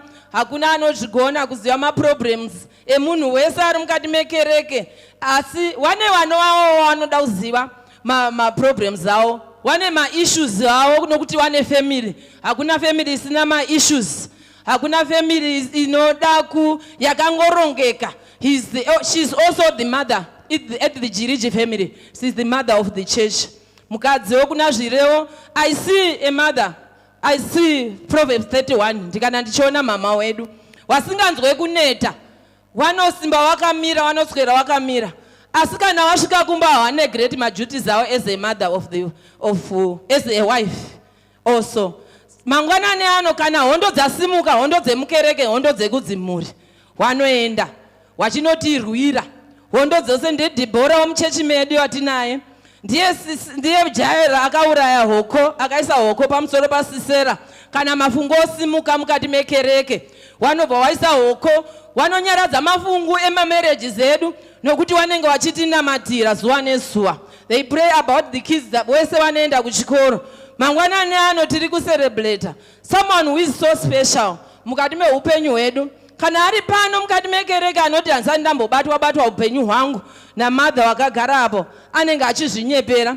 Kana ari pano from the Jiriji family anoti she has never touched my life, anenge achinyepa munhu iyeyo. Saka tasimuka pano tichiti tinomwe a special mother pakati pemamothers ese. We are all special, but there is someone who is akanyatso kunyorwa kuna Proverbs 31 muvhesi ya29 kuti ari so special kumhuri dzese, kukereke, kupi kwese kwaanoenda. I feel very proud. I humble. Wise woman, walk with the wise, wakambotipa theme yakadaro. Saka mazuano ndinongosimba ndakabata handisiye handikusvika ndaropafadzwa. I'm not going to leave here go in my life. I'm not going to depart in my life, because wanozodzorwa anaro, wanonyasha dzawainadzo, nyasha dzokuti hawataure but wakangonyarara. Ndinoti dai ndanga ndine chipo ichocho, dai mamusingazotaure neni nokuti mari dzawo wanadzo, asi wanokwazisa munhu wese, wanopinda mumukuku, wanodya pese patinenge tiri. I feel humbled by her. Can we all raise up and clap hands for her? Can we all raise up and clap hands for her? Our mother of the nation. Can we all clap? You can do better than church. You can do better than that. You can do better than that. You can do better. Tinongotenda Mwari. It's a gift that we were given as a Road Body Prayer Center. It's a gift that we were given. Those who are not seeing the gift, those who are not using the gift, muchasara makadaro. But wamwe tiri kuti tichasimba takabata, tinozvatakanzwa kuti unofanirwa kusimba wakabata chitsisino, irrespective kuti environment iri slippery, irrespective kuti environment haisi kukutendedza, but simba wakabata pamukombero kuti maropafadza agozouya kudzimba kwako. She is younger than most of us in the church, but the work that she does is amazing. She has an answer for every problem. Kana muchida anenge ano problem yako enda kuna mama, she has an answer for every problem. She has a solution. She's a problem solver. Dakapamba noamwe ndikati wanoita se maths teacher who is a problem, wanoita se engineer who is a problem solver, wanoita zvese ndi accountant, is all in one. It's a package. Pastor, you are blessed to have a wife like mama. It's a unique character that will never be found anywhere. You will never find. It's a gem. Kana takatarisa kuma, it's a gem that you will never find. My chimbi, tukuti huyayo, muti presentere. The little that we have. Semadzimai epa roadboard, ndozo tangofunga muzuara nasi. Kungopa munhu maruwa ake achiri mupenyu. Kwete kuti tizope maruwa. Wasisipo takutaura kuti mukadzi wakarara mubhokisi muwanga wakanaka, wakatinakira nezuro nhasi namangwana. Tinotenda watipa mukana.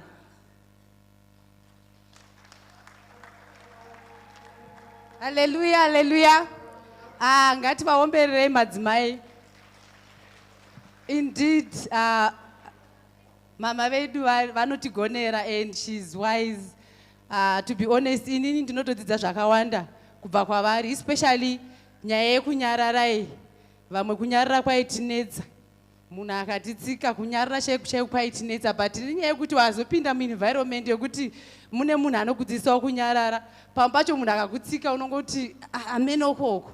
Unotoona kuti zvinotofamba, but I learned a lot from here as well. Ndiamai vedu and nhasi as zvavataura gogo zvakata kuti we are celebrating our Mother's Day. Yes, everyone ari muno vakawanda vacho ndivana amai, but nhasi tiri kunyanya kuda kucelebrate our own Mama Jiriji muzita raJesu. saka yava nguva yezvipo kune vane zvipo. Ndichatanga anyway, youth maita henyu. Youth vanga vatoenda kumberi. Munoziva kana uri muyouth zveshe unongochingoro forward. Maita basa. Yes, nguva yacho yanga isati yakwana yekuti iite zvipo. But hazvirambidzwe zvamaita. Thank you so much. And also Sunday school vatopedza. Handitika. Saka apa taakudanga chatanga church board. Toterwa men's muchigadzirira, then English service muchigadzirira. Panguva ino regai ndisimudze board. Vanongada kutaura zvavanotaura, tauraiwo zvamunokwanisa kutaura. Vanongodangositsawo chipo, mongosvitsawo chipo. But zvakanakawo kungoitawo 1 or 2 words handitika. Muzita raJesu. Amen. In ndakamirirawo main church board. Mama, we say Happy Mother's Day. We appreciate your love, your support. We acknowledge the so many sacrifices that you make for all of us. You treat us as your own children. Nese munongotivhungamira tese kuti tinzwe kudzirwa. So we wish you kungoti Mwari wemasimba ose ngwangoramba vachikugonesai mama, varamba vachingokuwandudzai. Happy Mother's Day. Enjoy your day. Amen. Thank you. Ngativaomberere maoko men's muchiuya. English service muchigadzirira, and then after English service ushering muchigadzirira. Ngatiomberere vana baba vachiuya. Ngatirambe chivaomberera kusvika vauya. Hallelujah. Happy Mother's Day to all the mothers in the house. Amen. To our special mother, we want to say Happy Mother's Day to you, Mama. Sana baba, tinonzwa kudzirwa chaizvo. Tichiona imi mama. Tinoziva kuti munotivharidzira dzakawanda dzatinobura hombe musana baba. Asi kana tauya kwamuri, munovharidzira zvose kuti mhuri dzedu dzirambe dzakaita sei dzakamira. Pamwe pacho tinotosangana nematambudziko okuti togona kushaya zvekudya sedzimhuri. Munotora pachikafu chevana venyu motipa. Izvozvo zvokwadi zvinoratidza kuti muri mai vekereke yose. Pamwe pacho patinotambudzika, patinoshaya zvekubata, munongomira nesu. Inyaya yekuti kana mukamira nemunhu vamwe hatizotauri zvedu kuti ndozviripo. Nemiwo futi hamuzotauri ndozviripo. Asi takawanda vana baba tinozotenda, tinoziva kuti munomira nesu munguva dzose dzokuomerwa kana zvakanaka, munomira nesu munguva dzose. Toda ngoti Happy Mother's Day to you. Thank you so much. Thank you. Ngativaomberere maoko. English, after English, ushering, after ushering.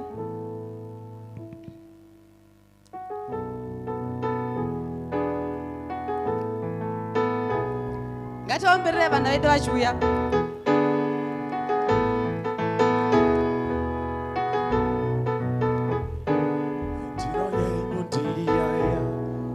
Unodaro nerudo nonipisa moto pamuromo weshuwa matambudziko angu mazhinji nonipisa. Amen. Yeah, as English service, we are going to sing a little song for you.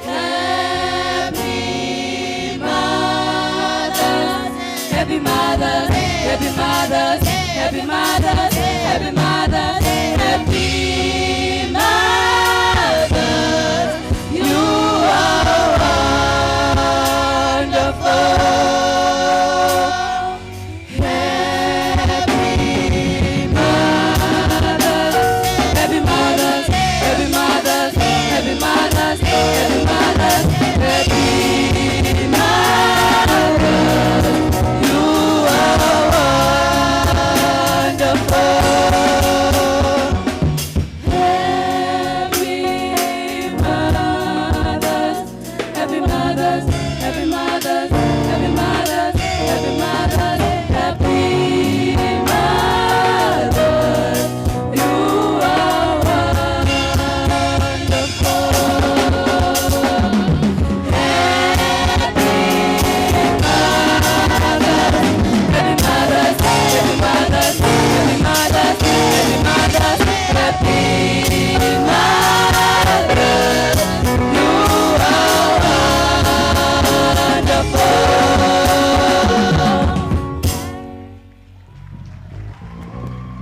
Amen.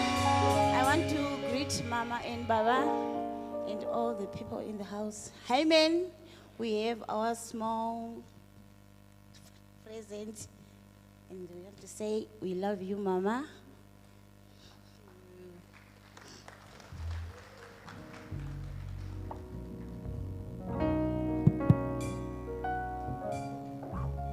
Ushering, after ushering is praise team. After praise, deko mchigadzira nditika.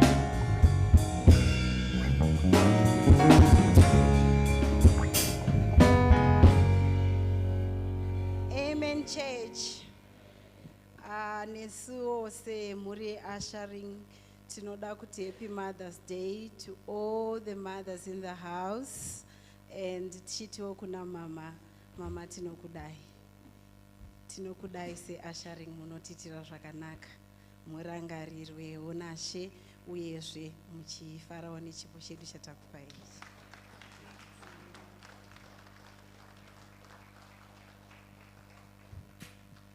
Thank you. Ngatiomberere maoko. Praise team. Majiriji tinova. Oh, vakatirera tikakura. Oh, majiriji tinovada. Oh, vakatirera tikakura. Eh, mama vedu tinovada. Oh, vakatirera tikakura. Oh, mama vedu tinovada. Oh, vakatirera tikakura. Hallelujah. Ya, ini susu takamiriro vashandi vaMwari vashumiri. Tinoti happy Mother's Day kuna mama. Tinokutendai mama nerudo. Nekutivhumbamira kwamunotiita. Kutichenesawo. Kungotipawo mitemo yamunotipa nekuteerera kwamuri. Tichingotenda unyoro hwenyu kuti Mwari varambe vachikushandisai. Tinotenda. Ngatiomberere maoko. Deko, after Deko, masingles muchigadzirira. After masingles, I'm not sure catering. Catering muchigadzirira futi. Deko. Amen. Isu se Deko. Tinoti mama tinokudai. Happy Mother's Day. Tinonzwa kudziirwa kana muripo. Hatina mashoko mazhinji ekutaura sedheko asi tinoda kungoramba tichiti tinokudai.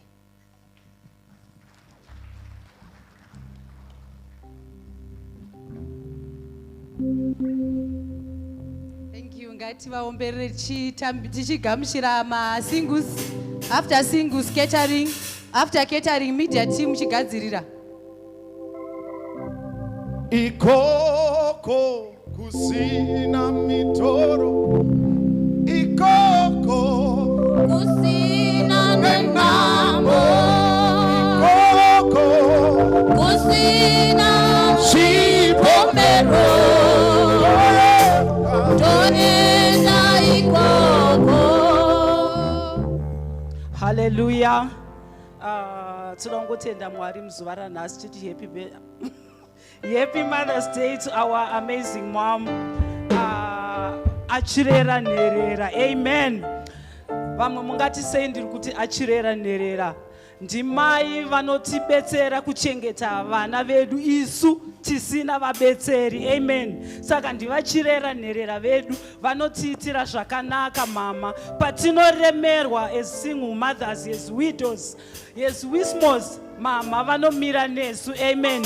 Tinongotenda Mwari nerudo runa mama. Thank you so much mama. Hakuna akaita semi. Isusu vamwe hatizvigone kumira nevasina varume. Amen. Vanomiririrawo nherera dzisina kana vana baba vana mai. Vamwe hatitozivi kuti muchechi munomu mune nherera dzirimo, asi mama vanoziva. Mama ndimai vakatikoshera. Amen. Tinongotenda Mwari. Happy Mother's Day to our lovely mom. Thank you so much for your love and all the mothers in the house. Amen. Thank you. Thank you. Ngatirambe tivaomberera maoko. Catering ichiuya. After catering media team gadzirirai. After media team North of Ondeka Cell Group muchigadzirira.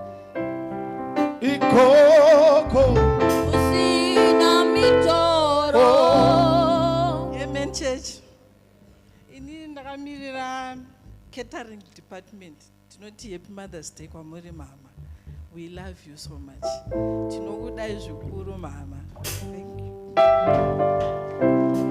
ikoko Usina mitoro. ikoko Usina namo ikoko Usina zipomero toenda ikoko. Hallelujah, church. Chekutanga toda kutanga happy Mother's Day kuna ana mama wese. Ndofuti na mama wangu akagara hapo. Takanga kuti happy Mother's Day. Anditi sorry. My garai. Nekuti happy Mother's Day kuna mama wedu wepa church pano. Tomutenda zvikuru, munotitira zvakanaka. Totenda futi kuti vanogara vakachena, vanogara vachisekerera. Pamapicture watinovatora vanobuda zvakanakisisa. Saka ndozvimwe futi zvatinotenda izvozvo. Toti happy Mother's Day kuna mama wedu and enjoy your day. Thank you. Ngatiomberere maoko. North of Wondekers ichiuya and ana amabhera muchigadzira then matinzi muchigadzira as well. Zipomero toenda ikoko. Kusina mitoro. Amen. Happy Mother's Day to you, Mama. We thank you for your love and faithfulness. We love you as not of Wondekers.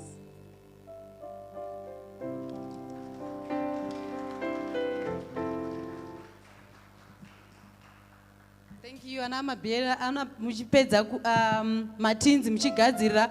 Matinzi muchipedza kugadzirirawo hosting team muchigadzira. Hallelujah, church. Toda kungofambawo netheme yekuti munhu ngaagashire maruva ari mupenyu.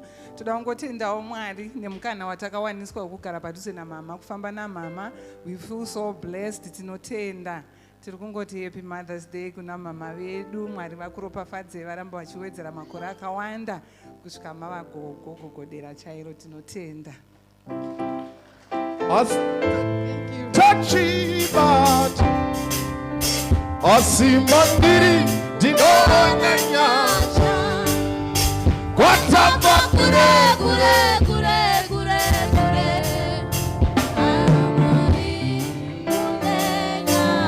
Kwatapa kure kure kure kure Uchiba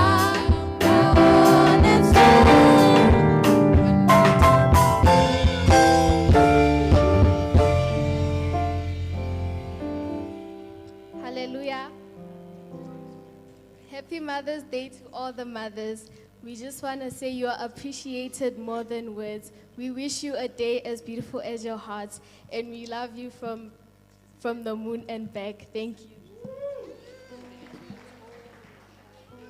Okay, I want to say sorry.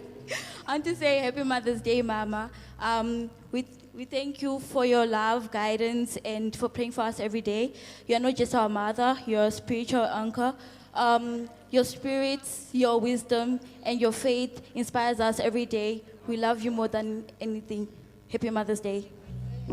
Happy Mother's Day from the teens. Thank you, Mama.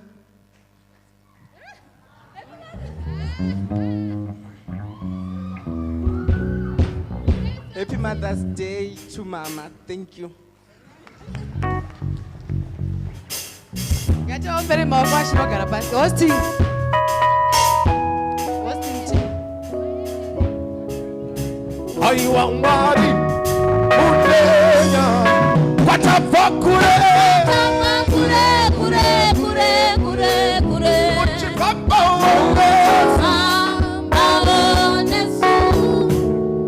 Reporting live from Road Report, I just want to say Happy Mother's Day to every mom in the house. Mama, we love you. As the hosting team, we want to say Happy Mother's Day. Thank you. Reporting live indeed. Pane masara here.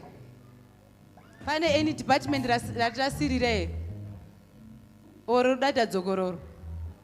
Hands dzogororo nesimba. Tiri right test handiti. Kweso. Thank you so much. Nguva yangu yapera. Again, Happy Mother's Day to our own mom. And Happy Mother's Day kunewe sanongonzi mudzimai ari muno. Thank you so much. Maitabasa. Hanzi nagogo zvakata munhu anopiwa maruva ake achiri mupenyu. Mama, maona rudo kubva kuchechi. Ana mai vese makatikoshera zvakare. Tasvika panguva yekupiwa zviziviso zvewiki redu. Tichiisa maoko pamwe chete, tichiwelcome secretary wechechi vachitipa zviziviso zvewiki rinoteera.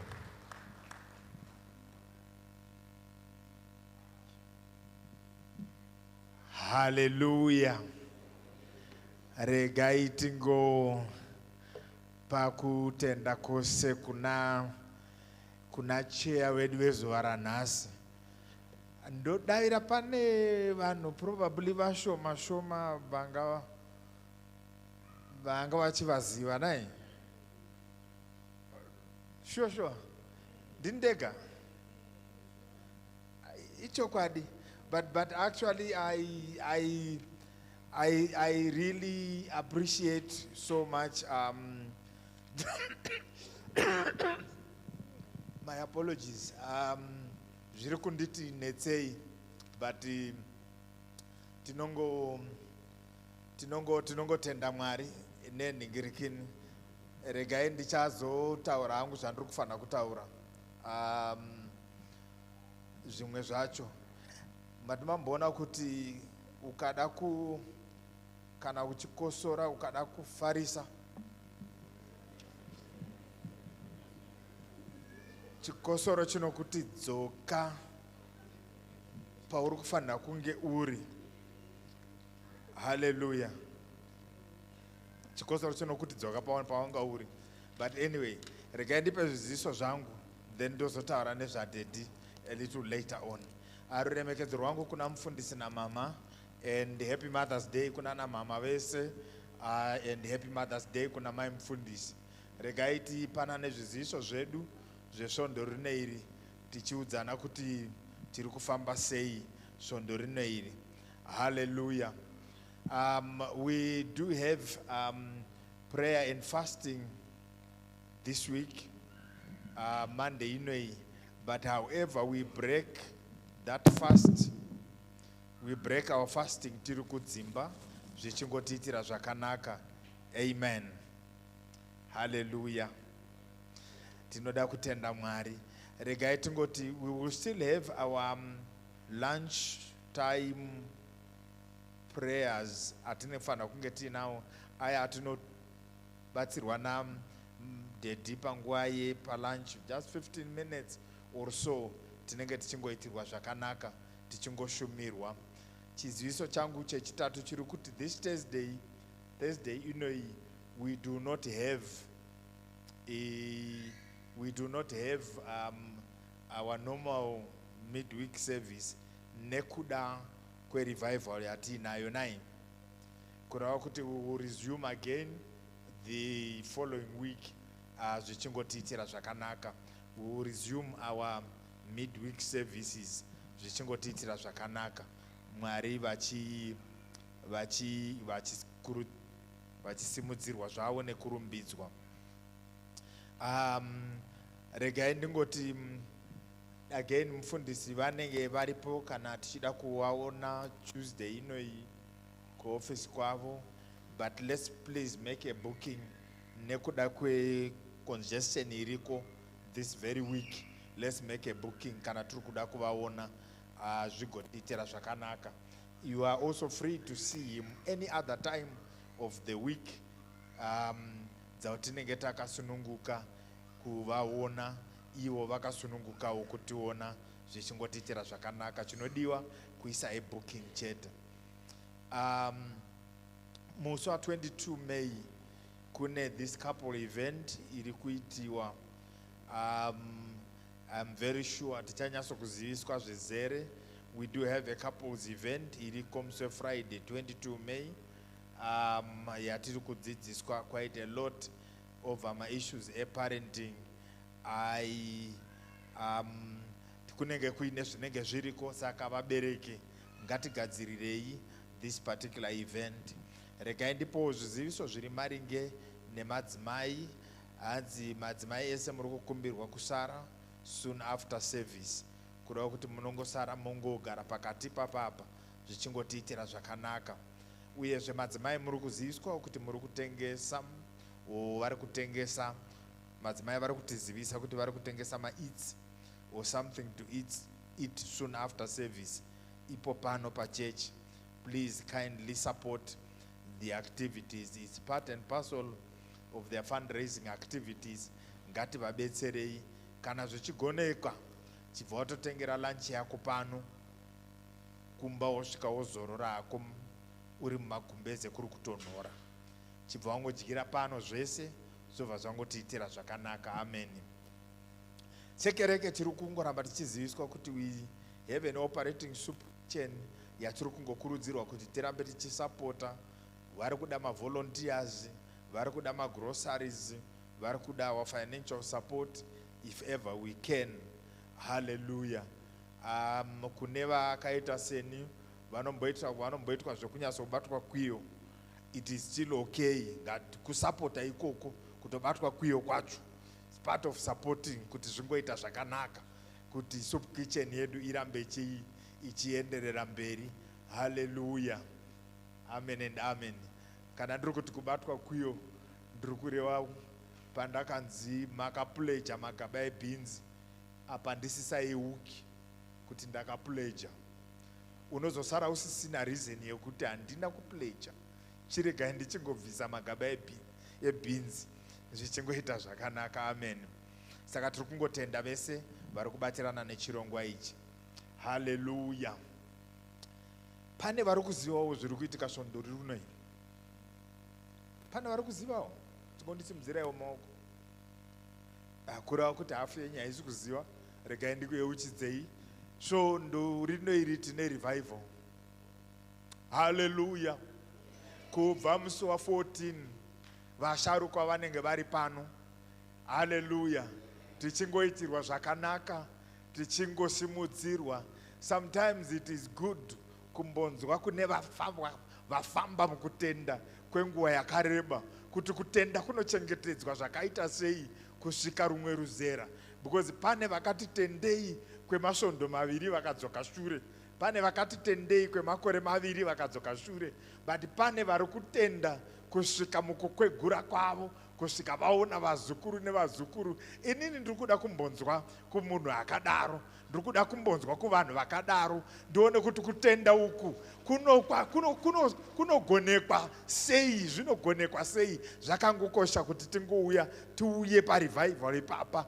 Inenge iri pano 6 p.m. kusvika na 8 p.m. kutanga musi weThursday kusvika musi weSunday. Sunday tiri kutanga na 9 a.m. our normal service time, but zvinenge zvichingotiitira zvakanaka. Tiri kuitirwawo zvakanaka nenyaya yekuti musi weSunday mufundisi wakatirongera chirongwa chakanaka chekuti vana vedu vese musharukwa achange ari kuSunday school muko achiropafadza mwana umwe neumwe kuSunday school muko. Kureva kuti iwe neni tinokufanira kuuya nevana vedu kuti vana vedu vagoropafadzwa ikoko kwavanoitira zvinhu zvauko. Nai zvakanakisisa. Tinokutendai chose mufundisi. Thank you nekutirongera zvakadaro. Amen. Kereke tiri kuyeuchidzwa kuti tine Holy Communion musi wa24 May. Vanoshanda papulpit ngatigadzirirei. Chimwe chatiri kuda kuti titaure nezvacho is just our continued presence on our social media platforms. Vari kuendawo kuma-English service social media handles. Ndapota zvangu tegaiwo wanaiwo maactivities amunoita ikoko, vari kuenda social media handles Shona Service, please ngatingoendai. Let's stay connected on social media. Let's stay connected pane zvinenge zviri kuitika. Ini ndinozvifarira, zvakandikoshera kuti ndinge ndichikonekta nezvinenge zviri kuitika pachechi, because kazhinji kacho ukaenda paFacebook unosangana nezvausinei nazvo, but kana uchisangana zvine chekuita nekereke yako zvakatonyanya kunakisisa, uchiona kuti avo ndimai nhingi, avo ndibaba nhingi, avo ndinhingi. Pane zvimwe zvokuti unoona ende munhu wacho haunei naye, haana chaanokuimpakta muupenyu hwako, but kana uchiona zvepano pachechi zvine chekuita neramangwana rako, zvine chekuita nezvinenge zviri kuitika pano, zvakatikoshera chose. Kereke tiri kuyeuchidzwa tese kuti munhu wese wanawo munhu waunokoka kuuya kuchechi, usangouya ungori munhu wanu, wanawo munhu waunokoka kuuya kuchechi. Do you know kuti pane akazondiudzawo kuti zvakatokoshesesa kukoka munhu. Pana ainditi hanzi, do you know that many people that have been successful in the business world, kana kuti ari kuda kuita zvokutsvaga mari, mari inonyanya kutsvagwa neability yemunhu kukoka munhu kuproduct yako. Hallelujah. Panapa titori neground ratiri kudzidziswa, chimbokokawo munhu kuproduct yedu iyi. Kana wakoka munhu kuproduct yedu iyi, woti Mwari magonera andaita kukoka munhu kuproduct yenyu iyi, chindikokeraiwo vanhu kubusiness rangu risimuke. Amen. Saka iwewe neni tine mission yekukoka vanhu kuti vauye kusangano raMwari, vauye kuchechi yaMwari. Hallelujah. Regai ndingoti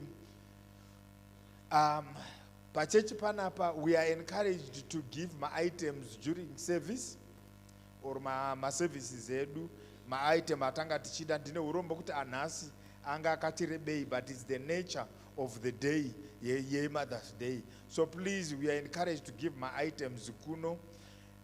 Boka reNorth of Wondekas muri kukurudzirwa kuti musare soon after church nhasi, muri kuda kuonekwa neleadership yenyu.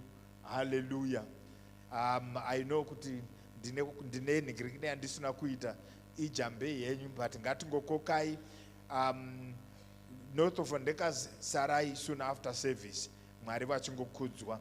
Regai ndingoti maashers muri kukurudzirwawo zvakare kuti musare muonekwe neutungamiriri wenyu. Hanzi sanganai kurumu yenyu iyo yemaashers kumberi uko. Pane gurupu rakafomwa rine zita randaudzwawo nhasi. Saka gurupu iroro hanzi rinonzi maDurbanite couples. Saka maDurbanite couples, kureva kuti macouples ari kuenda kuDurban, ndo ari kunzi maDurbanite couples. Hanzi can we meet in prayer room soon after service, muruda kuonekwa our couples leaders, zvichingoita zvakanaka. Amen and amen. Chiregai tingoyeuchidzanawo kuti mwedzi wedu zvawakapera, ndapota zvangu shandawo naso group leader wako panyaya yemission house, zvigotiitira zvakanaka. Ndapota zvangu shandawo naso group leader wako panyaya yemission house. Tiri kuvaona masoro group leader vari kuita basa rakanakisa chaizvo. Pfurirai mberi nekuita basa rakanaka. Vamwe vanenge vachinzwa zvichirema, ndapota zvangu uyaiwo mundione, tingogara pasi toona kuti tingabatsirana sei kuti zvitiitire zvakanaka. Uyezve pano tinobvisa zvipo nezvegumi. Takaitirwa zvakanaka, tine nzira ina dzekubvisa zvipo nezvegumi. We do my EFT pano, tinoita my ATM deposits. Uyezve unogona kubvisa during the service pano unzwa chipo. Kana kuti unoenda kunoswipa kumashure uko, tine information desk padesk chena riri papo, kune maswiping machine. So you have no excuse yekuregera kana kuti ndazotadza kubvisa yangu ndadzokera nayo kumba iri mukadhi. Kana irimo mukadhi ngaisare kune kwekubvisira makadhi. Kana iri muenvelope uya ubvisire pano. Kana yanga iri mufoni ingoita EFT. saka hapana painonzi yawanda ikazotadza kuita sei kuzosara painofanirwa kunge iri kusara. Vaenzi vese ndiri kukumbiravo musangane neni soon after service apo pakanzi pa connecting lounge, tionane just for a minute or two. Ndine shoko randinaro rabva kuna munhu waMwari, rabva kuna mufundisi, tingoonana zvakanakisisa. Regai ndidzosere nguva kuna baba Mutibura vatityaire vapedzise rwendo rwavo. Ngatingoombereraiwo maoko zvakare. Hallelujah. Thank you so much. Amen and amen. Maita basa Professor Nyabadza. Nguva yangu yasvika pakunopera, but ndisati ndapedza ndoda kungotora mukana uno kukwazisa mhuri yekwangu. Ndichatanga na mai vevana vangu, lapsusu rangu, sweetheart, dai wasimuka wakuona, aiwa nyatsosimuka. Nagogo Mutibura mai vangu variko kumashure uku, ndokukwazisai mama, happy Mother's Day. Tine vana vaviri, tina Eshe natinovonga vari kuSunday school. Mhuri yedu yakakura zvekuti togona kuita cell group panapa. Saka ndichangoti vese vangoti simuke ndingovamhoresa, vekwamagwenzi nevekwandlovu vese ndinokufarirai.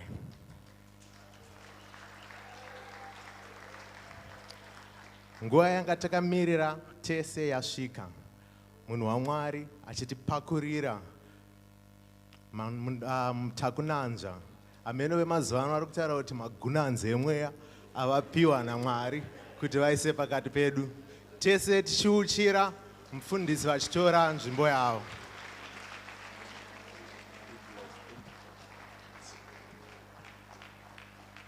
Tifarire baba namai magwenzi nai. The church is blessed in multiple ways. Ndiana aimboziva kuti baba magwenzi baba Mutibura vanogona kutungamira zvakadai. Tingovafarira muzita raJesu. Nditi makorokoto kuna gogo Mutibura. It's a blessing that many mothers did not see, especially to see your son or daughter ministering. Iwe uripo nai. Tinoti makorokoto kwamuri gogo, tirwai zvakanaka. Kune muridzi wemunhu mai Mutibura munovaudza kumba kuti wagona. Amen and amen. Hallelujah. Muzita raJesu. Hallelujah. Ndotenda Mwari nepatasvika nguva yedu yafamba zvakanyanya. I want to thank God for all the gifts. Makachamira kudaro, let me also say one word or two concerning my Mother's Day. Ndoda kuti kunana mama vese vari pano, Mwari akuitirei zvakanaka. Be a proud mother. Amen and amen. Ndanga ndichizvifunga overnight, what can I say to the mothers here present? To all the mothers here present, I want to say one thing. If there is anything that you can do to delay your death, please do. Don't live a careless life so that you can go early. Kune vari kuuraiwa naMwari, kune vari kuzviuraya necarelessness. Andizvere, vana mama, it is important that if you are alive and you are a mother, try by all means to live a careful life that you may live a little bit longer. Why? Children loves you. There's no replacement for you. You may not be something that the world is saying, wow, but to your children, there's no one like you. Vana mama, they say, if you can do something, don't be careless. When we drive, let's drive knowing there are people who prime on us. When we do whatever we do, Vana mama, on this special day, whatever you do, don't be selfish. Know there are people who depend on you. If you are contemplating suicide, stop that nonsense. Know there are souls that depend on you. A mother has no replacement. If you are a mother, you are special to those people. There's no one else like you. You are who you are to them. There's no replacement. Vana mama, ndoda kuti munzwisise chinhu ichi. Kunyangwe upenyu ukaoma, don't be a careless mother. There are souls that depend on you. Vana mama ndinzwisisa. Vana amai chete mandinzwisisa. Rega kuomerwa zvekuitira vari kumashure kwako utsinye, because they depend on you. It's only that our tribe or rudzi rwedu haruna kudzidziswa kutaura mazwi. But I want to assure you, every mother, you are very, very, very, very important. Can I repeat this, vana mama? Ndinotaura mazwi aya ndichirevesa. Kana uri amai, never dream to die, never desire to die. There are people who sincerely, honestly depend on you. I'm a pastor, I strengthen others. I pray for others. I encourage others. But when my mother left, I lost something. That is no replacement. I actually used to drive from here to Nyanga non-stop because there was an old woman who was not giving me anything. But at the sight of her face, something could change. So vana mama vari muno, I want to talk to mothers, and I repeat again to mothers, there shouldn't be anything that should make you desire death until you are 8, unless you are 80 years plus. Let's stay children wants us. Even varume vese vane matumbu vari kunyepera kusimba vanokudai vanhu ava tikakubvisai vanosvava in 2 minutes. A mother, it's a blessing. Being a mother, it's a gift that is not bought by money, neither is it replaceable. Amen and amen. So ndoda kungodzokorera mazwi aya samufundisi. Sababa vana mama makakosha. Hakuna munhu akakosha samama. Mama vakadi vakakosha. Zvisinei nekuti wakaomerwa, but mama vakadi vakakosha. Usazoomerwe zvekukanganwa responsibility yakaiswa pamusoro pako naMwari kuti you are a mother. Amen and amen. Vangani venyu vanotenderana neni kuti munhu anonzi amai akakosha anongofanira kungovepo. Kune vari pano vana ana amai vapenyu, zuva risati ranyura, can you text them on my behalf and remind them, Mama, I love you. Mari unogona kunge usina, but mazwi aya unawo. Mazwi aya unodi unawo. Vane vabereki vachine vana amai vapenyu, let's text them today. Kana vari padhuze, let's hug them. Let's make them a cup of coffee. Let's whisper something to them. Kana vari kumusha, let's raise our phone. Pamwe network inonetsa, let's phone them. Vamwe vacho havatombozivi kuti kune chinhu chinonzi Mother's Day. Vakatirera zvakaoma. Munoziva kuziva kuti kune birthday igrace. Haugoni kutaura zvebirthday mumba musina cooking oil. Kutoziva kuti birthday remwana itori level yegrace inofanira kutopfugamirwa yototenderwa Mwari nayo, because kune vakarera vana vakakura vasikatauri zvebirthday because the conditions were not that favorable. Uchiri nene rempostori. Vane vabereki vana mama, don't say mai vangu havazvizivi. Havazvizivi. Vakarera iwewe kuti vazozvizivira pauri. Handizvo here? Vakarera iwewe kuti vazozvizivira pauri. Pauri vane vabereki vana amai vachiri vapenyu, regai kutendera zuva kunyura musina kuvasendera messages. Ma teenagers, youth, Sunday school, let's go home and repeat these words. Mama, I love you. Mama, you mean a lot to me. Those words count. Those words count. Kunesu tine vamwe vakanova nashe zvakangonaka kungovarangarirawo. Just that appreciation of the work they did before they've gone. Amen and amen. Chitenda Mwari, uchingotenda Mwari namai vari padhuze newe, uchikudza Mwari nezita raJesu. Hallelujah. To my dear wife again I repeat and say, Happy Mother's Day. You are a blessing to me and to the church and to our family. God bless you and keep you safe and sound and healthy for us. So, amen. We may take our seats in the presence of the Lord. Hallelujah. Regaindi tende mwari kuti nezuro maneru just before 12 we received good news, or we were waiting for good news. Kumba kwa baba na mai kuboya kwane mwana mkomana. Hallelujah. Then again last week, I think Friday, Saturday, we also received good news. Baba dambi vave baba ve mwana mkomana zakare muzita ra Jesu. Hallelujah. So we have 2 baby boys that we received. I want to raise this concern, and I want to raise it with the strongest terms. We introduced the vana vanga vaine 12 to 10, 13 ku teens, tine teens girls vari 13, 14, and I am concerned, and with the strongest terms I come again. I don't want to embarrass anyone, but I can embarrass anyone. But I don't want to. Vakomana ma teenagers, 17, 18, 19, behave. I'm giving you a last warning. Vakomana varipa 17, 18, 19.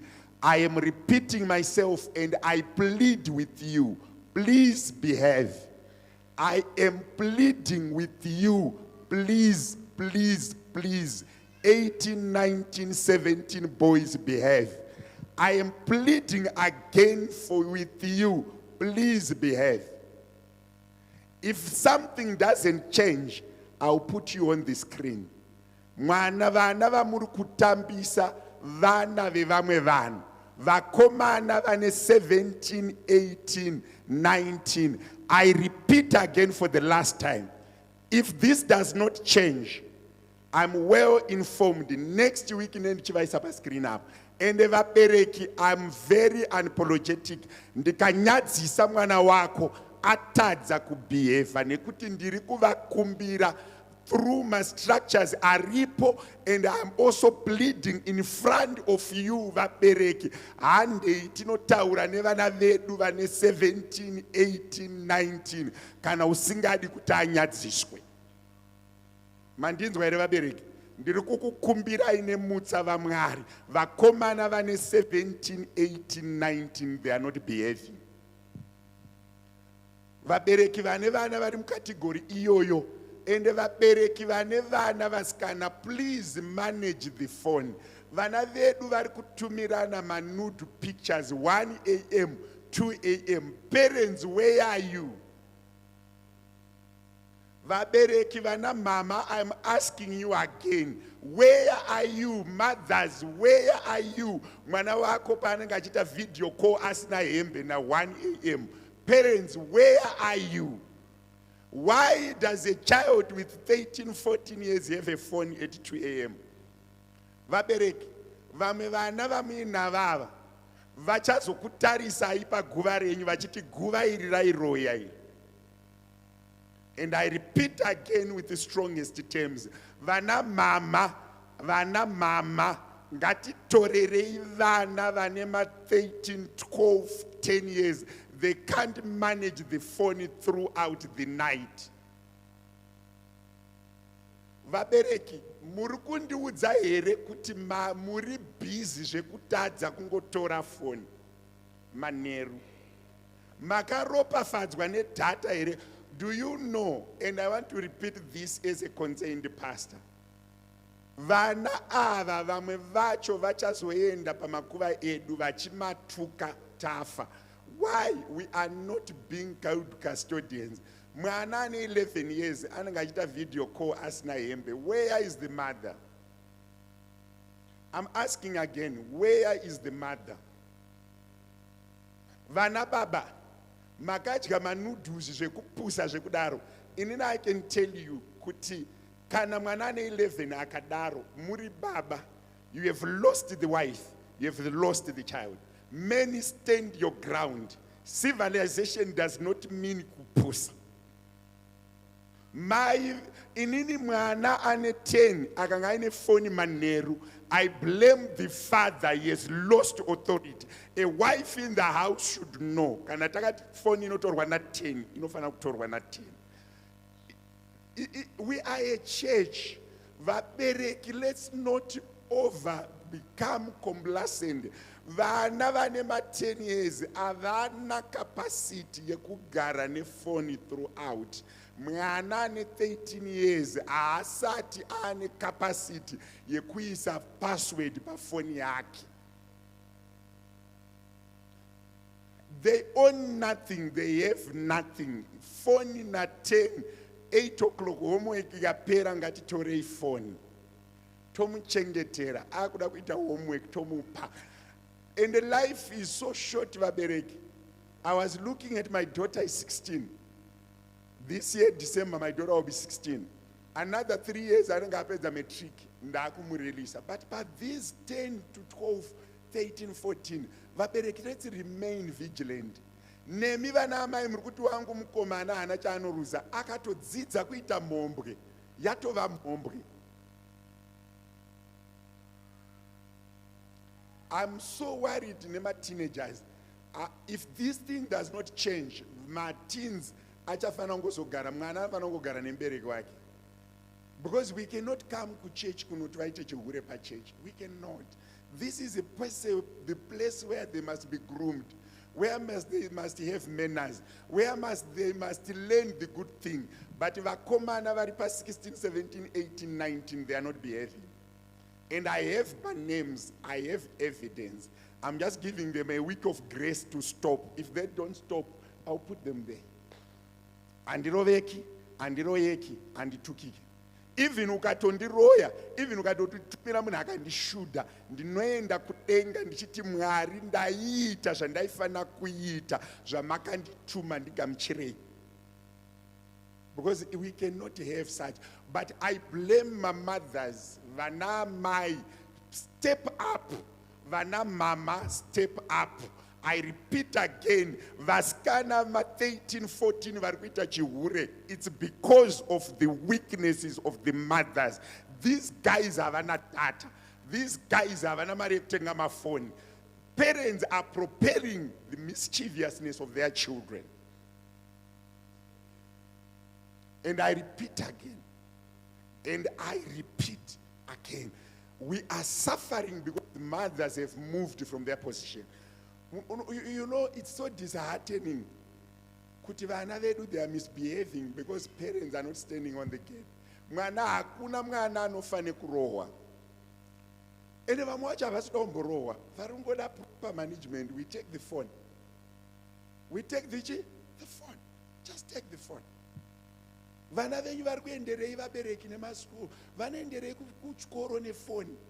Mwana ane 11 years, 12 years, anoenderei kuchikoro nefoni. It's so disheartening. Could we have children who are 12 years and they are sexually active in nevanhu vari kuma 25 years? They are using their own phones to communicate with them because parents are not managing blessings that have come to them.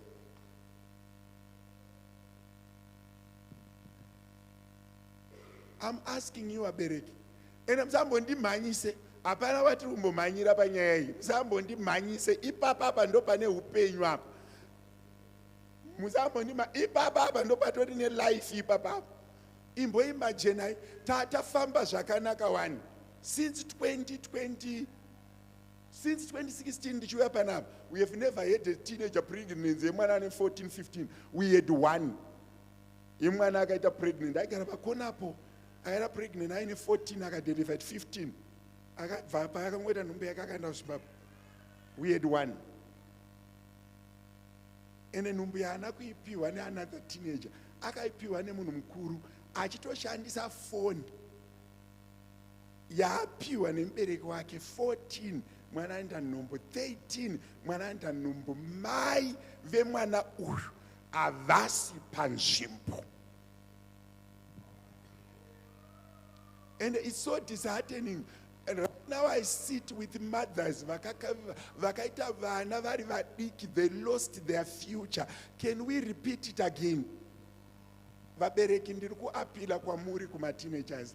Mwana from 11 to about 19, let's manage them. Pavanopedza matric, then we can give them some bit of freedom. Handizvere vabereki?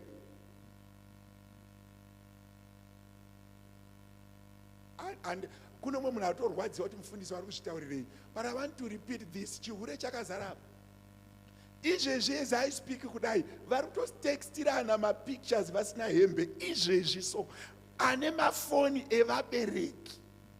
Sei mwana wako auya kuchechi nefoni? I'm asking you, wauya naye mota, uchadzokera naye, foni ari kuidia akagara. They are watching pornography in church. Izvezvi as I speak atovigwa. And vabereki, we are pleading with you. Achisi chirungu, haisi civilization, haisi pfuma. The world is not running anywhere. Ngavadzika izvozvi vakazara nemafoni avo. Ndine vamwe vabereki vari kufunga kuti vakangwara. They don't need phones. We are having vana kuti anosvika 4 years achizviitira wiwi, 5 years achizviitira wiwi. They cannot outgrow pot. Kuzwa nafanira kuenda kunoita wiwi, angori pagadget, angori pafoni. Vabereki, why are we destroying the next generation? Mwana anopiwa phone, 1 hour, 2 hours, we take the phone. 3, 4 hours, midnight. And this thing I'm talking, I have evidence. And I want to ask him, 15 years, phone. So why do they need a phone?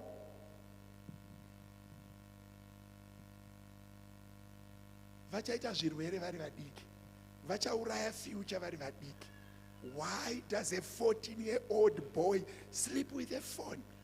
And this thing is happening. They know. Pano pa church vana vari kuita ma-video calls. Vasina hembe. Kwete vana vari siri muchurch. Varipo apa.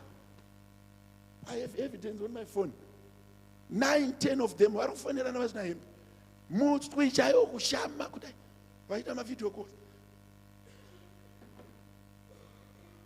Imi muri muno vabereki. Ende vabereki vacho vandiri kutotaura nawo, ndiri kutokuonai. Nditoziva kuti mwana wanhingi aripo patimi, mwana wanhingi aripo patimi, mwana wanhingi aripo patimi. Let's not give these kids phones. Anopasa sechikoro achirara ari pafoni. 2 a.m. vari kuita ma-video calls. And there are 2, 3 ring leaders, vakomana vari kuma-17, 18. No vari kuleader that thing. Vachitoitama, and havasi kupfeka, vane vasina hembe.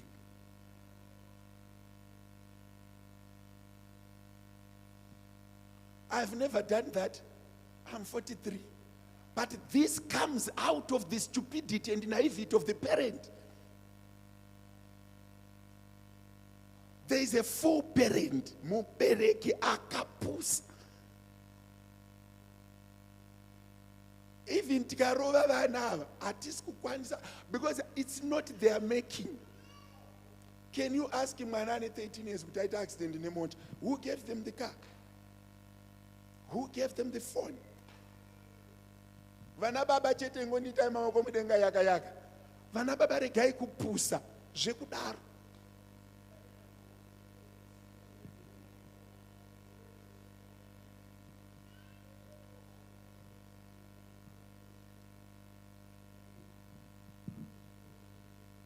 And guys, the pain of poverty has no rescue.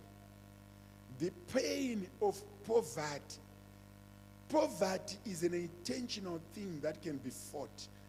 Early premature sex, teenager pregnancies, they breed poverty. If you go to those who do demographic studies and ma studies anechekuita nepopulation, anotaura kuti the earlier you engage in sexual activities, the poorer you become. Metsi dzinopinda pamunhu arara achiona munhu akashama. What is the equation ipapo? Even if we want to check the families here present, you can check kuti ava vakarorana at 18 vane vasina mari. Mune mapedza rini chikoro?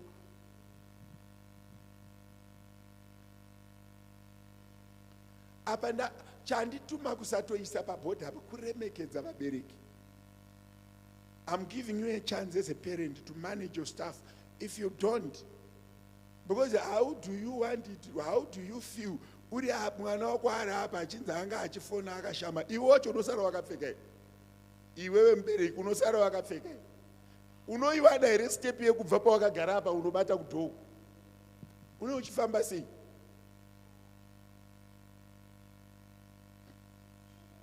Asi vamateenagers angu ukauya kuofisi kwangu kondine bhande rangu ka unogona kuzofunga kuti mufundisi ava vanamati. Handimbokurovi 2 1 chairo unogona kuridza mere ena handombokurovi pane vanhu ndotongoda pasina vanhu because ndonyatsokubata chek because mamwe haazi madhimoni ekuzviitisa. Mbotarisana naye imboudza munhu ari padhuze kuti handisi dofo zvekuuraya mwana wangu ndega. Haufaniri kuita dofo zvekuuraya mwana wako wega. Vana vatinopa mafoni zvisingakontrolwi mwana apedza metriki. Chechi yaJesu, amen. Kana mwana apedza metriki akuuniversity is an adult. Handizvo here. But hazviri kuti hatichatauri naye, totaura naye. But ma 13, 14, 15, let's take our phones. Tinovapa mafoni, tunomatora. Time, pane nguva dzavanofanira kunge vanadzo, pane nguva yavanofanira kunge vasina. Mumwe munhu izvozvo ari toti mufundisi ndochifundisi here. Vana babaka nana amai tikatadza kurera generation iyi takundikana pazvose. Nezuro ndiri kugraduation party kuine mwana musikana ari kugraduata 2 degrees asina nhumbu ari musikana. It's nice. Mboudza munhu ari padhuze nokuti zvinenge zvakanaka. Kwete kunogarira mwana maternity ane 14 years 15 years. It won't work. Chimboudza munhu ari padhuze nokuti zvakangonaka wokukudza mwana zvakanaka. Alright, ndachinja munhu ndaakufara manje. Ani nomboenda kurufu ndosuwa, nomboenda kumuchato ndofara. I missed you so much last week. I was enjoying some half, but the other part I was missing you so much. I'm happy to be back. Mwari verugare vachitiitira zvakanaka. Regai tiverengerwe shoko raMwari, tiwanirwe shoko raMwari kubhuku yaRomans chapter number 8 verse 32. Musi weSunday sezvataurwa navanyabadza, uyai nevana vese vaende kuSunday school. President Chiyangwa naamai vachanoita 15 minutes or so vari kuSunday school between 9:30 and 10 vachiropafadza vana. Ndoda kungoti vadyare simba rekurarama muvana varege kufa vari vadiki vachingoimpata his apostolic and anointing upon each and every child ari kuSunday school. Pese panouya magesti pamwe pacho vana ava vane access to the guest. Isu tichimhanya kuna guest. Saka mufumiri asati amira kunoko achaenda kuna guest. Vangani venyu vari kuti tinouya nevana vedu just kuti vangoturikwa maoko napresident angotaurawo nyasha abvise mhepo dzinoteera vana kuvana vedu. MaSunday school ese ange ariko.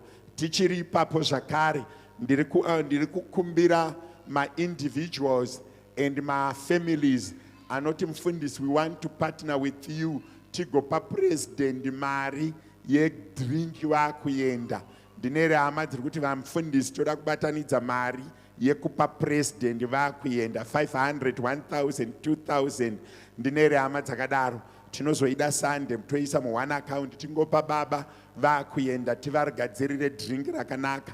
I can see hand ndine maoko here anoda kupa baba mari yedrink yatoda kubatanidza chipo chedu tigopa president vakuenda. Ndaona 1, ndaona 2. Ndivangani atina vanhu vada kupa kungopawo baba mari vakuenda. Thank you so much. Ndiri kuona maoko ari kusimuka. Ndoda mari yekuropa.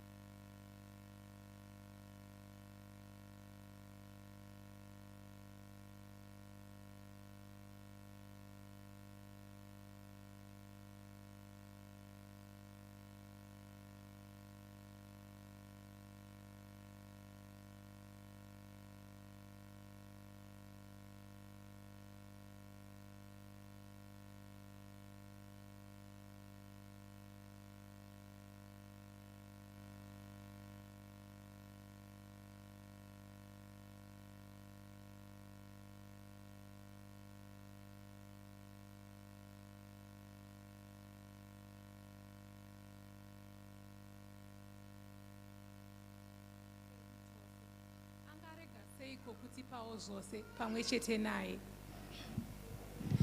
He who did not spare his own son, but delivered him up for us all, how shall he not with him also freely give us all things? Can you come again?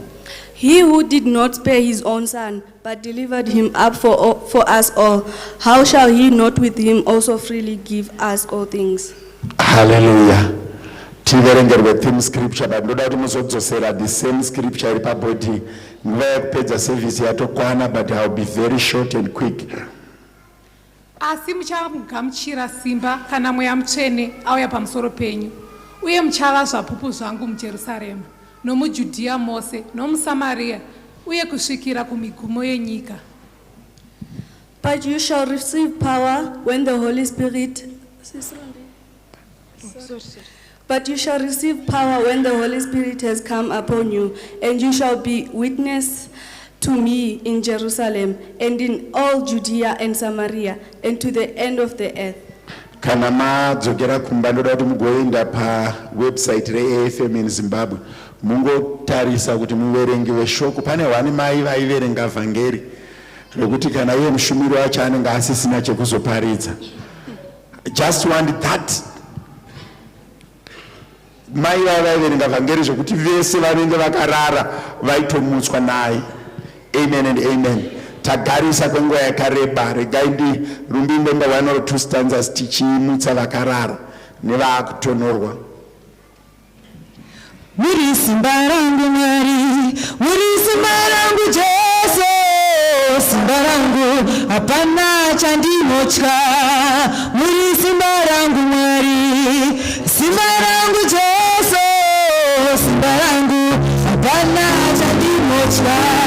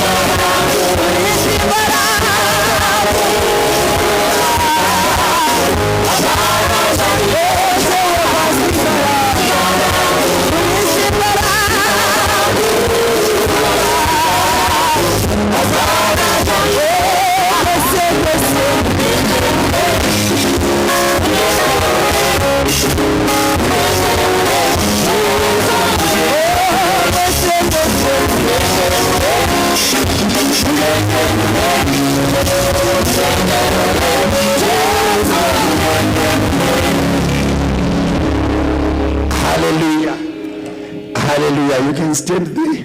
Kurukutonora, you can stand there. There's no problem. Just clear ground for Rumbi there when he's walking around. Zvititire zvakanaka.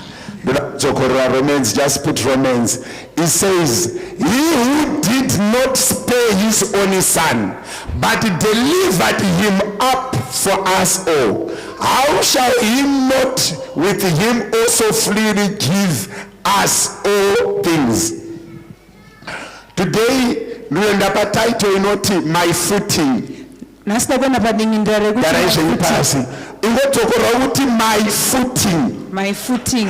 Kana tichitaura nyaya yefooting, when you're speaking about footing, tiri kutaura pakamira chinhu. we are talking about where something is standing. Kana takutaura pakamira munhu, When we are talking about where a person is standing, panobva simba rake. that's when his power is coming from. Kana ndikamira panochiudza, If we are standing at a place that will make us drown, ukatakura chinorema, and you carry a heavy thing, unonyanya kunyura. you drown more. Ukamira pavhu rakasimba, If you are standing on a strong ground, hapana chinokuremedza. nothing will burden you. Shoko raMwari rati iye Mwari The word of God is saying, you God, akatipa chinhu changa He chakamukoshera. gave us something that was important to Gave Him. us the best. Akatipa chakakosha. Pane zvose zvakanga zvina Mwari, Among all things that God had, akatipa the best. He gave us the best. Kana akambotipa the best, If He won't give us the best, chii chimwezve chaangazotadza kutipa? what else can He fail to give us? Unoziva, what is that you depend on? What is your footing? Chipi chinhu chaunoti ichi ndovimba nacho? What is that thing that you trust in? You know, whenever you are in trouble, unodaidza chinhu chaunovimba nacho. You cause something that you trust in. Whenever you enjoy, unodaidza vanhu vaunovimba You navo. call the people that you Kana trust in. waane kwavakuenda, If you are going somewhere, unoudza vanhu vari padhuze newe, tell people that are close to you, varume nevakadzi, men and women, vakomana nevasikana, boys and girls. tikamira padombo iri, If we stand on this tikamira floor, pakutendawo, if we stand on this floor, zvechimwe chinhu nothing else chikazotiremera. will burden us. Kungoziva kuti iye akatipa the best. Knowing that He gave us the Upenyu best. hwedu hunobuda from the best. Our life emerges from the best. That He did not spare His only son. He gave us that which was more treasurable to Him. Akatipa icho chakakosha kwa ari. Chizve chimwe chaangazotadza kutipa. What else can He fail to give us? Unoziva ndanga ndichifara pandanga ndichichuza song yaimba namai Mashaha. I was happy when I was choosing the song that Mama Shaw was singing. Zvichinzi usatorerwa korona nezvinopfuura. I said nothing must take Rega your crown. kubviswa kutenda nezvinopfuura. Fashoni inouya ichidarika, makuhwa anouya achidarika, mari inouya ichidarika, but nyaya yaJesu Kristu weNazareta haizodariki.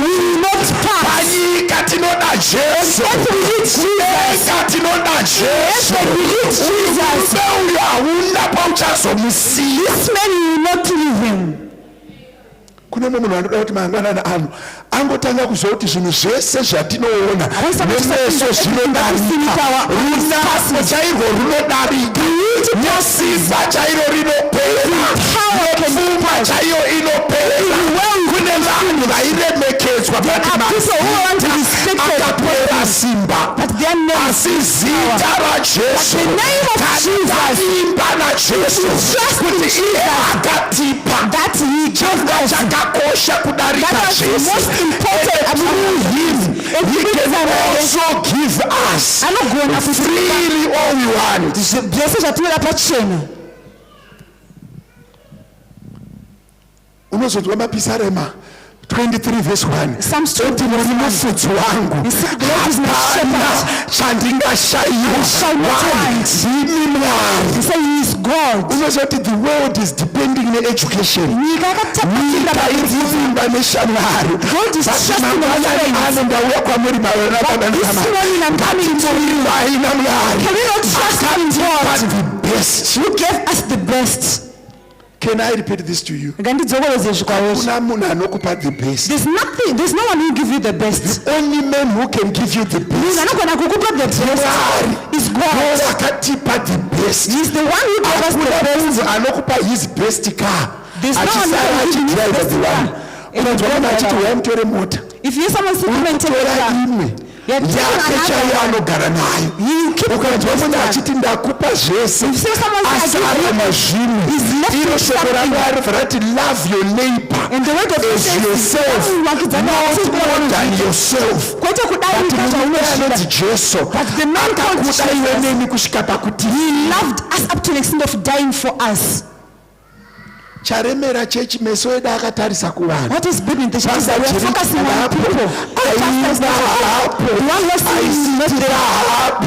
Mangwana nano ngatimbobvisa imeso eri tigoenda kumurume uyu anoti akatipa. He sacrificed the best. He sacrificed the best for you. What is your footing? Wakamira papi. Unozotwa mapostori edu akumba chipostori chikanyatsoimba Mwari Baba ndovimba nemi, Mwari Baba ndovimba nemi, Mwari Baba ndovimba nemi,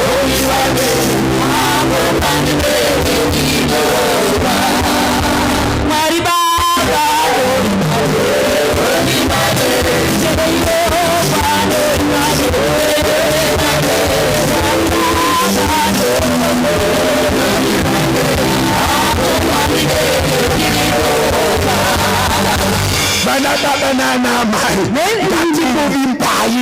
let's trust in God and not focus on people and believe that God can do it. Kune munhu anofanira kuti masikati ano Mwari Baba munozvigona, inovimba nemi. Why? Pane chikonzero chekuti makatipa the best. That you gave me the best. For God so loved the world that he gave his only, his only begotten son. When you're burdened, who do you trust? You know there are people who are gathered today to solve problems. And God is not there. Who heals people? Chechi yedu akazoti murapi ari pano pachipatara vakaitwa best doctor. If there's a best doctor anenge aita accident Baba vanasimba vose the best. Anotipa the best. Where is your strength? Simba rako riri papi? Bible verati seek ye first the kingdom of God. Mtichaga iyo kutanga na Bible verati kana mazopfekwa nesimba. When you are filled when you receive power, not when you attach with the powerful, not when you join a powerful people, but kana mapfekwa nesimba. Which means the power is not in people. Vangani vanhu vamakatamba navo? How many people did you play with? Where are they now? How many people make promises? Where are they now? As we are coming to church, do you know the reason of coming? Why are you here? Are you focused on the man of power? You know, mazwano kuparidza kwaakunetsa. Nowadays preaching is hard. Many people vari kuuya kuchechi kuti vatenge dzimba. are coming to church so that they can have houses. Many people vari kuuya kuchechi kuti varoorwe. are coming to church so that they can get married. Many people vari kuuya kuchechi kuti vawane basa. are coming to church so that they can get jobs. Harina kureruka kusvika palevel yebasa. That limit is not that little panyaya yemarriage. God is God. I want to airamba kuchechi aienda gore negore asina mwana but airamba achienda kuchechi aida kuona mwana kana kuti azokura pabasa renyu zvadai kuona Mwari zvadai kusangana naMwari. Pamuri kuuya kuchechi, As you're coming to there's church, a man who was hanging on the cross. Akauya vakakwana pazvose, ndiye watinozitirira kutarisa. He's the one that we must focus on.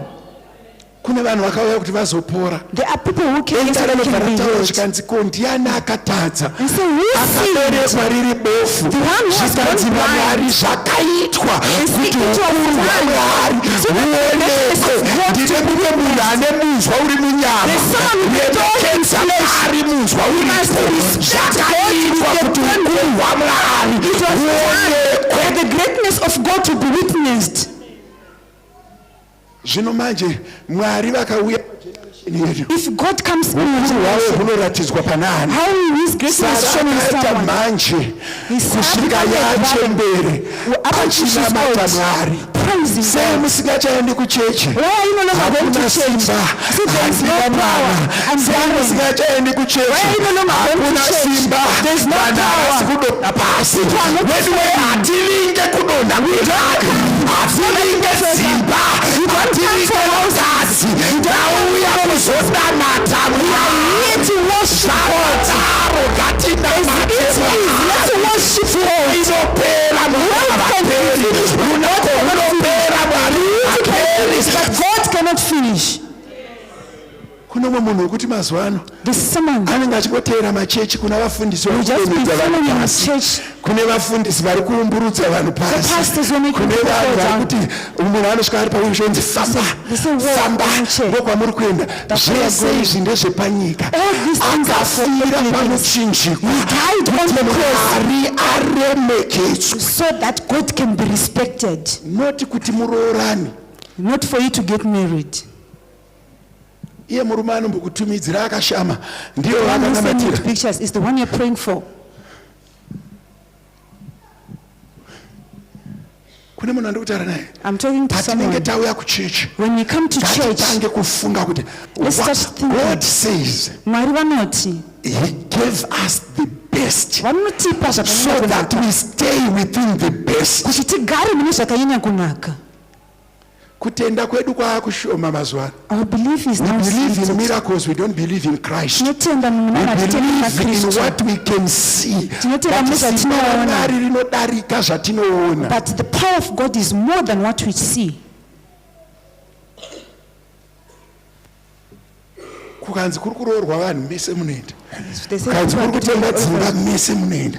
If they But say do you have you support know over kuti no go. kuzotenga imba should be the gift or the evidence of the God you serve, not the purpose of going to church.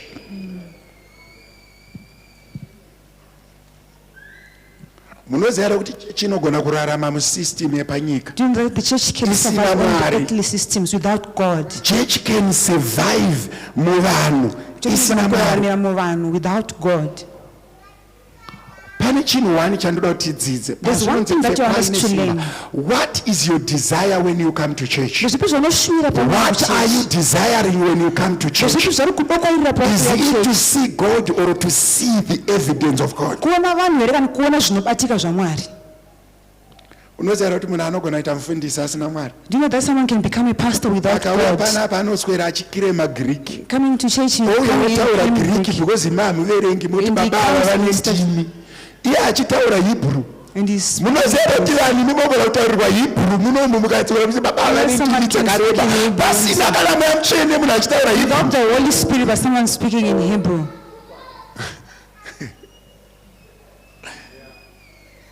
Munhu anogona kuuya panapa akarara achistadha so akauya akati ndikabanda gumbo rangu kuleft unodonhera kuleft, ndikadai kuright inodonhera kuright, mese mukadonha Mwari vasipo. Unoziva kuti kune spirit of prophecy without God. Kune mweya kuprofita pasina Mweya God. wakadzingwa naPauro pamukadzi The spirit of God is wakazovarovesa, by Paul. aiuka achiona zviri kuitika muupenyu hwevanhu. Munhu akauya akakutaurirawo akati vai mangwana munenge muri kukadoma moti ndakatotenga tiketi munhu waMwari. Vanhu vanouka, vanhu ngatirege kutenda mumazwi evanhu, Mwari kana zvichibvira chinosangana ineni ndofani ndinoda kukuzivai Mwari. I want to know you, God.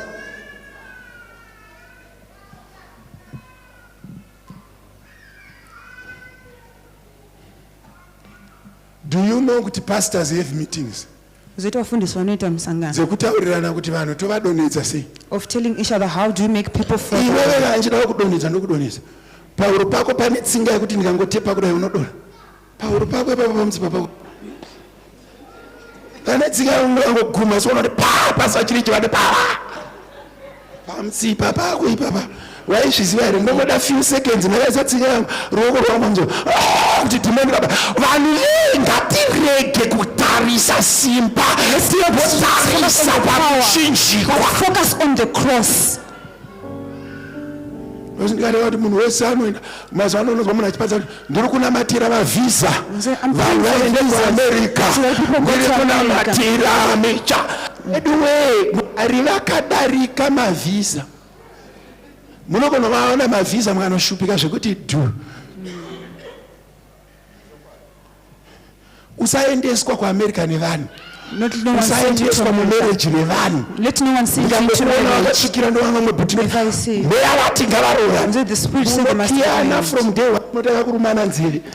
Kutokwachurana miromo imo muchirumana. Why makapinzwa mumarriage kwete nesimba raMwari but neimagination yevanhu. But because of people's imagination.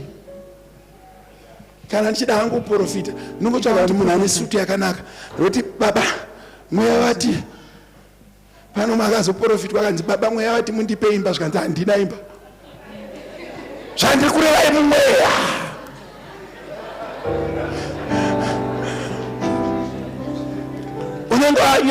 Unenge wachena zvekuonekwa kunge unemba vana baba nana amai. Men, women. Pane patinoti tikauya kuchechi uri mumba mako usati wabuda muchechi ritiwanza kuenda kuchechi mweya chakavimbisa pana Genesis pana Acts chapter number 1 nganditete musanyeperwa nevafundisi musanyeperwa nemaextras musanyeperwa nevanoimba mweya mutsvene ngataure newe. May the Holy Spirit speak to you. Unonzwa munhu achiranzi mubva Mwari vati ndikurore. Mwari havakupe murume wasati wataura newe. God will not give you a husband. Ndarayira shirikadzi yepaZerefta kuti Elijah anosvika pana akarayirwa haadye chingwa chemunhu asina kurayirwa. Elijah doesn't eat bread for someone who has not been commanded. Can I repeat this? Unoziva kuti ipo pashasha dzinoimba idzi. Do you know that among idzo shasha dzinoimba idzi pana vasingabvisi chegumi ipo there are people who don't pay tithe. Munenge mese munopinda mweya apa achiimbira fari yaasati ambobvisa kubva January.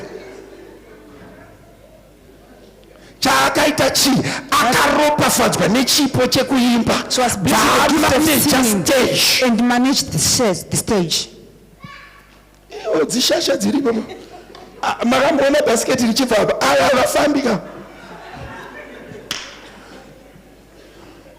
avaitoti dai ndiri ndaiverenga ndaisa ma100 muumwe ndichisiya ma50 but akamira pastage vana baba kuti tirege kunyeperwa uye kuti tirege kubirwa uye kuti tirege kushandiswa tifanira kuvimba nemuchinjikwa akatendeka oratidza kutendeka achiona kutendeka kwedu. After seeing our faithfulness.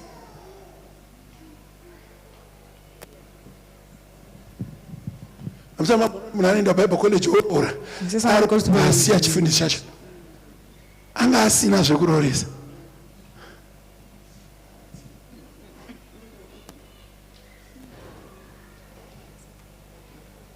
Musafunga kuti ndakapusa zvekufunga kuti mese mauya kuchechi mauya kuzonamata. Handina kupusa zvekudaro. Imi mese ini zviso zvese zviri munomu ndigopusa zvokufunga kuti mese mauya kunonamata. Vamwe vatoputamba nje dzavo vatera vasikana vavo, vamwe vadaidzwa neshamwari dzavo, vamwe varikugadzirira kutengesa zvinhu zvavo zvavo vari kunonodza bhizinesi redu.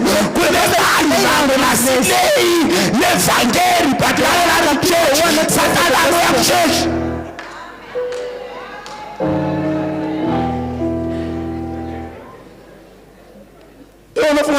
kusvika 43 years ndichifunga kuti munhu wese auya kuchechi.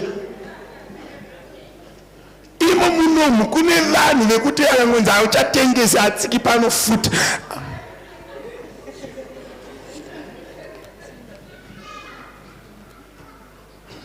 Kune munhu wekuti akanzi auchaimbi hatsike futi pano alinga mafenzi ake zvajesu hazvina kana basa.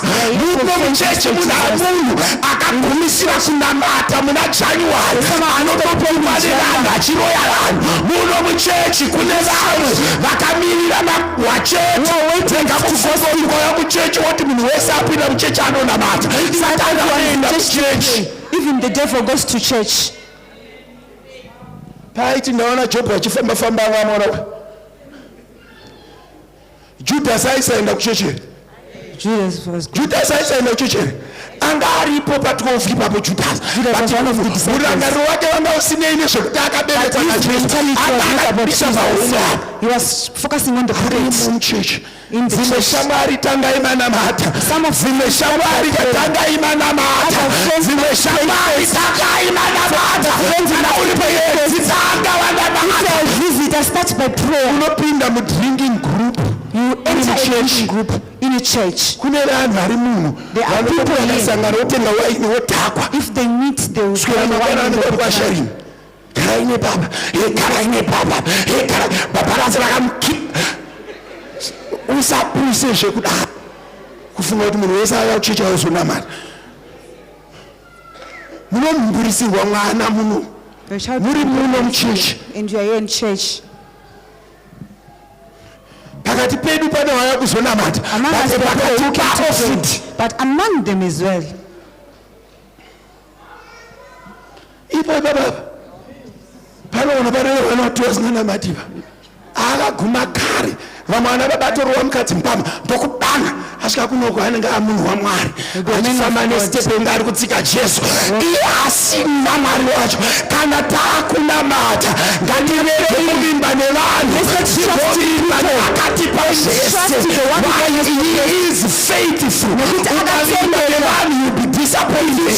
Unozoziva zvavanoita before church. Unoziva Jehovah. Trust in Jehovah. He's the one who died for you. Kana uchiti tese tauya unonamata. If you're saying all of us are here to worship, go and leave your wallet in the bathroom and check after service. Kana muchiti mufundisi ari kubane munhu ari kutageta. If you're saying that someone, go and yawauya nayo nebhasi wongonoisa mubathroom wotoenda wakangano uzodzokera kumasikati. And go back there. After service inenge isimo. After service it won't be there. True or false? Munhu anototi Mwari mandiropafadza ndozvanandichinamatira izvi. So this is what I was praying for. Munopa wenyu varere muchivatsva when they're sleeping. Panzvimbo yokuti Mwari pakati pedu pana akanganwa chikwama chake. Among us there's someone who forgot his wallet. Chauraya church mazuano. What is destroyed the church now? Takauya tikapa moyo yedu kuvanhu. Is we came and gave our hearts to people. Takauya tikavimba nevanhu. We came and trusted the people. Takauya tikavimba nesystem yechurch. We came interested in the systems of the church. Kuvimba naMwari. We did not trust in God. Zviri nyore kuvimba nevanhu. It's easy to trust in people. Tinotaura navo. Because we communicate with Mwari hatitauri navo direct. But God you don't communicate with them. It needs those who have faith. Vanomwadoro vese handava kutukai. Rambai muchiuya muchadhirivhwa rimwe zuva. Keep on coming, you will be delivered another day. If not today.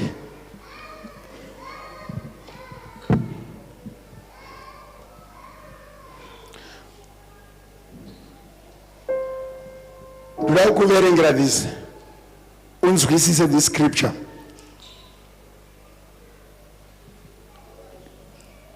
Matthew 6:30-32. Now, if God clothes the grass of the field, which today and tomorrow is thrown into the oven, will he not much more clothe you, O you of little faith? Therefore, do not worry, saying, what shall we eat, or what shall we drink, or what shall we wear?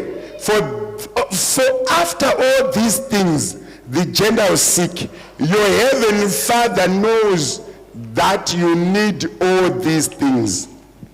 Wambonzwa pataurwa museyamwera. Did you hear talking about so? Wambonzwa panzi ufu vanopfekedza shirere. Wambonzwa vanzi sekuru wako vachakutengera juzi. Hanzi ini Mwari ndinopfekedza shiri nehuswa ndingazotadza here kupfekedza munhu. To clothe a person.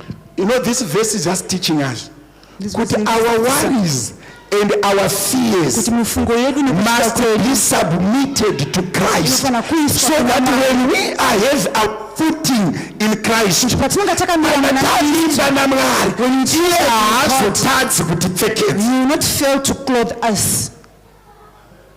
Ndakanzwa vanhu vakawanda vachiudzwa nevanhu being told by people that if I leave you, you will suffer. Ndakanzwa vanhu vachiudzwa nevanhu kuti ndakakusiya unotambudzika. Ndakanzwa vanhu vachichemera vanhu kuti akaenda ndinofa. Rega ndikuudze mudikani, Mwari akakusika uri complete. Hauchengetwi nevanhu, hauraramiswe nevanhu, unoraramiswa nemuchinjikwa. Akatanga basa mauri, akatendeka kuripedza. Ukaramba uri pana Jesu, anokusimudzira vanhu. Vanhu vakasasimuka, anokusimudzira makungu. Kana makungu akasasimuka, the house that are not raised, anotuma mtumwa. He will send an angel for you to survive. Chauraya nyika mazuano kufunga kuti ndikasaita zvavanoda ndinodzinga basa, ndikasaita zvavanoda vanondibuditsa mugrupu ravo, ndikasaita zvavanoda vanondisarudza. Vana baba nana mai, kana ndauya kuchechi ndichatarisa pana Jesu, ndikavimba naJesu, akatipa zvese, my life will continue going on. Ndaitaura nerimwe gore neimwe hama yakagara nemwana airwara, akati hama dzangu dzaramba kundibatsira kana ndisina kuenda kumapostori. Wati kana ndisina kuenda naye kumupostori vavo havachandibatsiri. Ndikati ngaafe mwana iye. Zvikanzi mufundisi Mati, ndikati mwana wako ngaafe. Kana Mwari vatadza kumubatsira mupostori haamubatsiri. Ndikati kuti chii mufundisi? Ndikati batai mwana, motaura mazwi aya. Moti kana Mwari akambokuunza mudumbu mangu akasakutendera kurarama,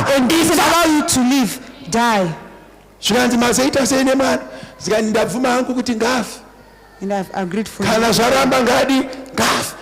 Swera mangwana mwana yakutamba pasi. Pamwe pacho Satani ari kutishishidzira. Pamwe pacho vanhu ari kutishishidzira. Saka uchiona kuti vakapfutsa moto, vakamuudza kuti takupfutsira moto, varamba kunamata chimwari icho, takupfutsira moto, tinonamata Mwari asina moto. Havauye kana moto usati wapfutswa. Vakasiya moto uchipfutswa Mwari varipo, vakakandwa mumoto Mwari varipo. Chakazongoitwa naMwari kurambidza moto wacho kupisa vanhu.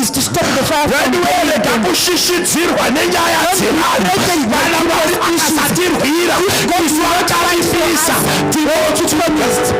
Kana Mwari vakasatirwira isusu tinotendera zvaakutendera.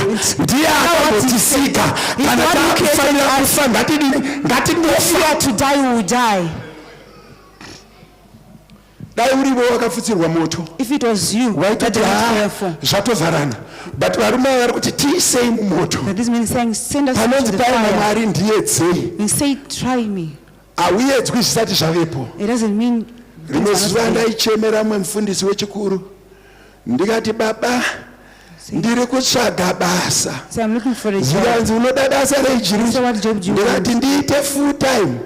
Pachechi pandinoparidza pari kurwadza. Zvikanzi akupoa akarohwa, haana kutsvaga rimwe basa. Paakatorohwa 39 less 1, 40 less 1 strokes, 39 shamu, achirohwa Mwari variko adzinga mumhepo akazara nemweya waMwari denga rikamutendera kurohwa akavharirwa mujeri denga riripo akarara mujeri denga riripo akaitwa musungwa denga riripo rakanyarara vanogona kumbonyarara so iwe uchidarika nepane maminzwa Mwari vakanyarara zvakaitirwei zvakaitirwa kuti ukuru hwaMwari neivhangeri ipfuurire mberi. Unoverenga Philippians 1:12 zvinoti ndakarohwa nezvakandivira zvikandivira ndikaita musungwa nenyaya yeevhangeri kuti idarike kumberi pakati peusiku panguva yevarohwi. In the time of the witches, Paul started singing. Hari Baba ndovimba nemi, ndovimba nemi. Hari Baba ndovimba nemi, ndovimba nemi. Baba ndovimba nemi, ndovimba nemi.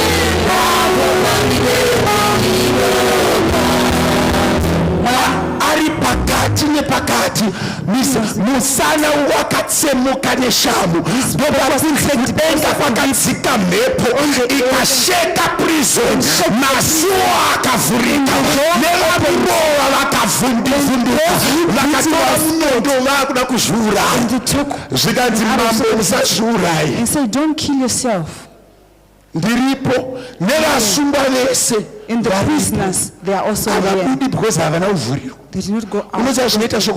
You know what the word of God is? The prisoners did not go out. It was only Paul and Silas. The rest remained behind. Mweya muchena anawe unovhurira vese havasi vese vanga varohwa uye havasi vese vaimba denga rangovhura masuo nevanga vachiimba uye vanga varohwa baba natamai tikaimba najehovha hatingwiri yatichava nayo tichimboimira ukuru hwaMwari huonekwa. But it will be done for the greatness of God to be witnessed. Handina murume ndine 35 years. Totodaka mumwe anobereka at 51 kuti tigonyora kumakoronika so that we write. Botarisa munhu ari padhuze neni. How much are you scared of embarrassment? Unoziva kuti kune vanhu vekuti anogona kutotadza kutaura namufundisi kana nehama yake kuti yakapomerwa nyaya ikaonekwa ndinayo zvinonzi bird of the same feathers fly together. Unotsvaga kachirungu kekutiza responsibility.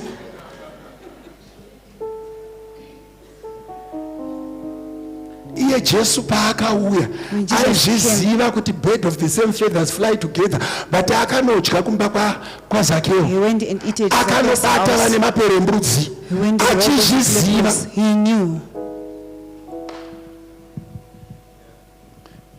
Vanhu vari kuuya kuchechi kuzonamata vanhu vasai vachiti zvikaoma vanotiza. Unoramba here vakamira pamuchinjikwa kungomira pamuchinjikwa zvo hanzi muri kuenda kuchechi kwenyu kuna pastor vaya kuti hanzi ndakadarika level yekuendera mufundisi ndiri kuendera Mwari mufundisi ari kuendera Mwari wavo ndiri kuendera Mwari wavo. I'm also going for my God. Do you know kuti kune vanhu vanotofunga kuti pastor Jiriji vaneyesa? I want to be honest with you. Nditori nemunzwa wakandibaya wandiri kutoedza kudzurawo inini asi handigoni futi kunyarara evhangeri nekuti ndakatumwa kuzoriparidza. Can I repeat this? Vese vamuri kuona ava vachikunamatira yavo vamwe vatosiya kumba kusina chinhu mutumwa waMwari. Mwari anoti kana ndakudana ndichakubvisira maproblems. God did not say when I call you I will remove problems. Mbodza munhu ari padhuze nekuti unovimba naMwari kusvika papi? Unoziva kuti pamwe pacho pastor vanoporesa vakapora kare. Pastor vanoporesa vanhu vakapora people who are already healed. Mukadzi uyo anoti ndikanobata mupendero wenguo yake inini ndapora. Haana kuporeswa naJesu. Jesu vanoti kutenda kwako kwakuporesa. Vaiporesa akapora kare. It was healing the one who was already healed. unoziva kuti uri mumba mako unogona kunamata Mwari akakunzwa. Do you know that in your house Uri mumba mako wewe unogona kunamata Mwari akakunzwa. Uri mumba mako wewe unogona kubatana muruoko nemurume wako mukanamata Mwari akakunzwa. You can pray and God can hear you.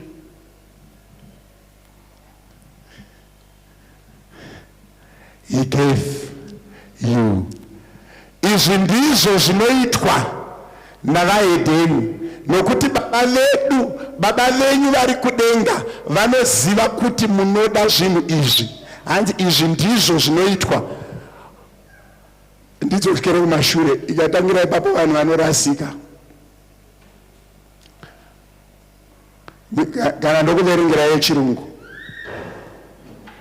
Zvinoti chatiko pazvinhu izvi? Kana Mwari ari kurutivi rwedu, ndiani angatirwisa? But iri harireve kuti haurwiswi, unorwiswa uchikunda. Ndaitaura nomwe mutendi ari munomu, anzoda mudomu mazita rake, ane murume aindiudza kuti ane munhu waaidzidzisa naye akaita vana 50. He had 50 nevakadzi vakawanda, with many women. But mukadzi wacho aingonamata achiti the wife would ngaasaite chirwere because namutazi. Iwe wakatiza waona message, iwe inoona imi dzako dziri hidden, matsotsi evanhu anogara mumba 1.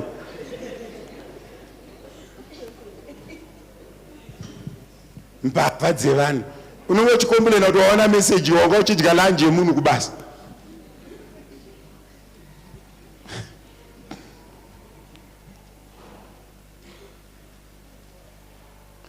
Mogona kuita mbavha muri tu, iwe uchimubira yachikubira, iwe uchimubira yachikubira, uchiti handisi kundiona ina sikumuona, iye handisi kundiona ina sikumuona.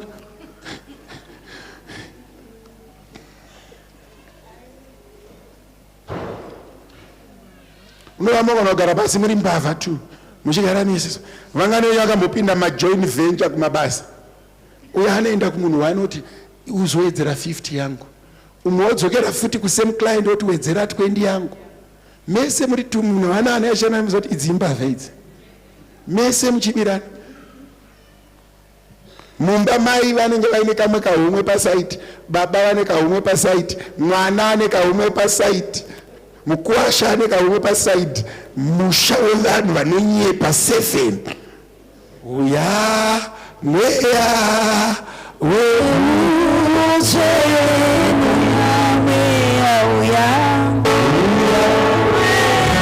manheru vakunamata vakudaidza mweya. Wotaridza munhu ari padhuze newe kuti ukavimba naMwari unovimbika. If you trust in God, ukavimba naMwari unovimbika. If you trust in God, you'll be trusted. Chapedza vanhu muchechi nyaya yekuti vanhu havatovimbi naMwari vacho. It's because people don't trust in God. Mbodza munhu ari padhuze newe kuti unovimba nani wewe? Who do you trust in? Where do you stand? Unomira papi. Ukanyatsoremerwa unotaura nani? If you are burdened, who do you talk to? Ukaremerwa unotaura nani? If you are burdened, who do you go to? There are people who must be rooted in Christ. You must be rooted in Christ. I know it was preached last week. Are you really rooted in Christ?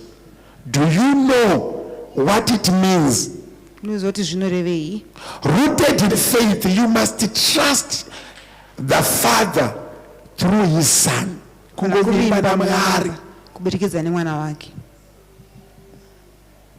ndione Mwari. What can I do kuti ndione Mwari? It means seeing God's blessings through His Son. Kungoona Mwari. Ndiani anovimba naMwari pakati pedu? Not trust in God among us. Unozonzwa kuti vanhu vazhinji pavari kuuya kuchechi. Is there coming to church? We have a lot of expectation that does not have God in the equation. Zvisina Mwari mukati.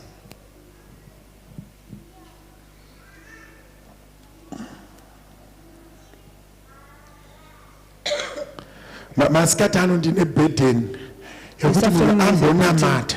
That someone must just pray. munamato wekuti Mwari I want to know you. ndoda kukuzivai. I just want to come to this building for you. Ndoda kuuya panzvimbo I want to inotorera come imi. to church for you. Ndoda kuuya kuchechi I want kuchionera to know imi. you more in this church. Ndoda kukuzivai I zvakanyanya want to mukereke ino. understand you more in this Ndoda church. kukunzwisisa I want to zvakanyanya be mukereke equipped ino. for you in this church. Ndoda kuzadzwa nemi mukereke ino.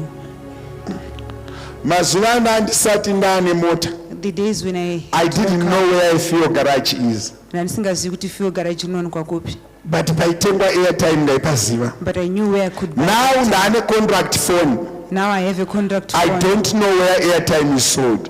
And I don't even know how to buy it online. But why am I giving you this example? Pamwe pacho chinhu chauri kufidha pfungwa dzako nacho ndochaunoona.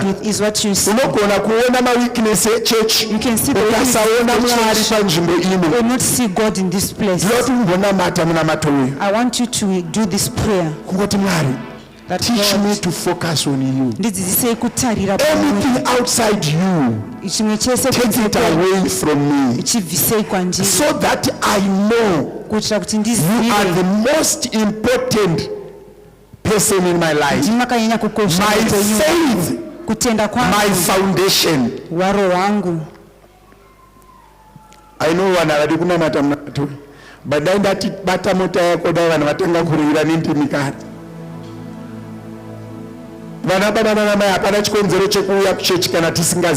There's no reason for us coming to church if I we just don't want know you God. to pray.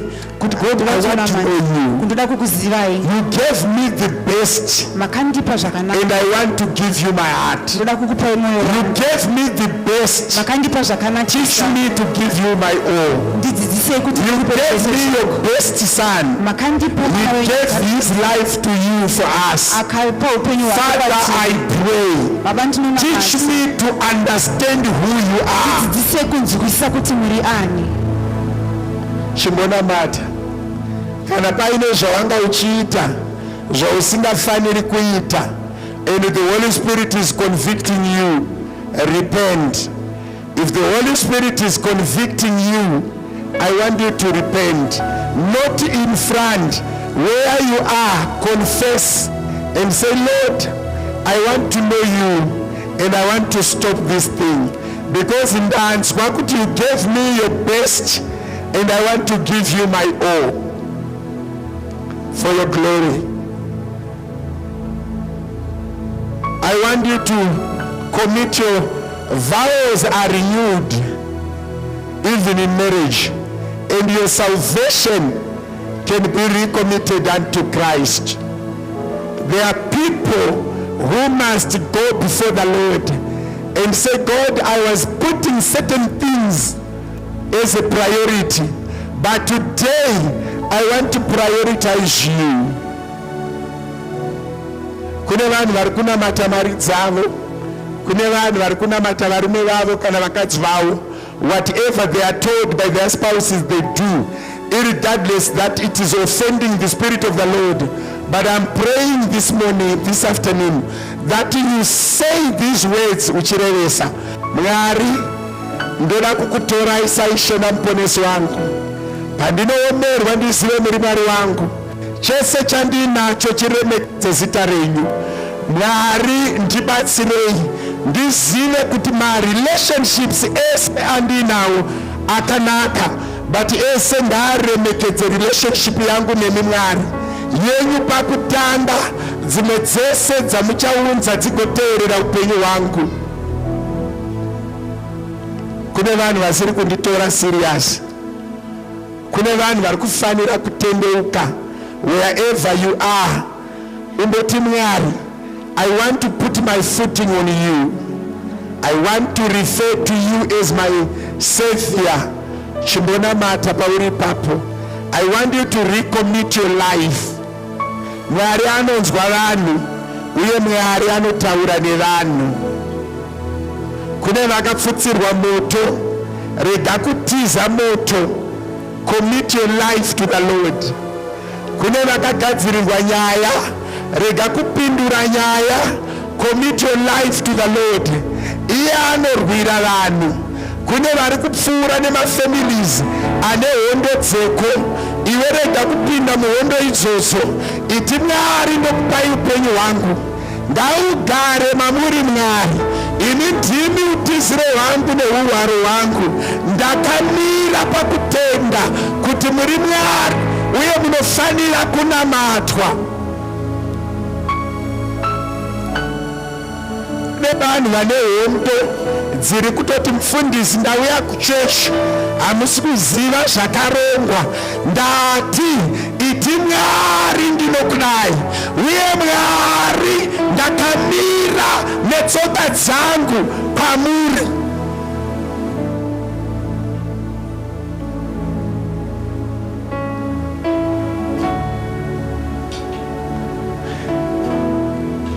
Kune vanhu vakarongerwa zvavakarongerwa. Ndinotenda Mwari neservice ino masikati ano kuti iwewe chingotenda Mwari. Vari kupfudza moto, it's okay. Vari kugadzira danga reshumba, it's okay. Vari kugara matare, it's okay. Vari kuti haapedzi gore, it's okay. Vari kuti anofa, it's okay. Vari kuti tamuvharira, it's okay.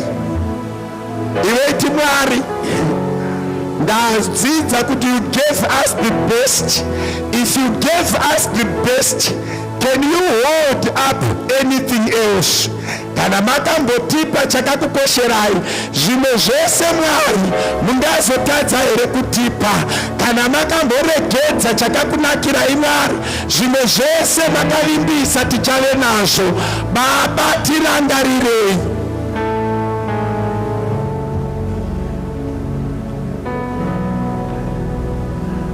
Iti Mwari ndirangarirei. Chimbobatanai maoko pamuri papo. Just join hands with whoever is close to you. Just join hands. Chimbobatanai maoko wherever you are. Make sure that your hand is joining somebody. Ongonamata titi Mwari, machechi anzwa nekutonga nyaya. Machechi anzwa nenyaya dzevanhu vachitorerwa korona nezvinopfuura. Isusu sekereke Mwari, chimbotitenderaiwo kuti tingovimba nemi Mwari. Munhu wese angouya kuchechi. Let everyone come to church expecting you, to see you, to hear from you. Nekuti vanhu vagara vane zvinonetsa. Tikanzwa nyaya dzevanhu hadziperi Mwari, but tikakunzwai nedzevanhu dzinorapika. Chimboendai pamberi, ngatimboendei pamberi paMwari sekereke. Tingokumbira chinhu ichi kuti tirege kufokasa nezveupenyu hwevanhu kana zviri kuitika munyika, but zuva reSunday tingonamata kuna Mwari kuti iye arape moyo, iye timunzwe, iye timuone. Chimbonamatai. Let's pray as a church kuti Mwari, every Sunday the purpose is to see you, to hear from you, to understand your word, to be nourished by your word, to be encouraged by your word, to deepen our strength, our standing in you.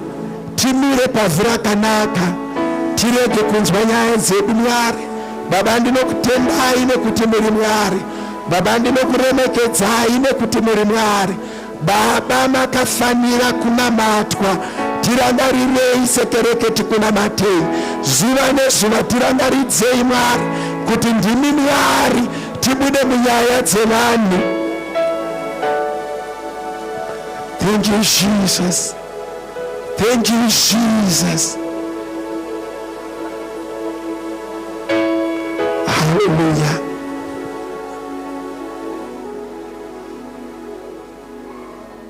Hallelujah.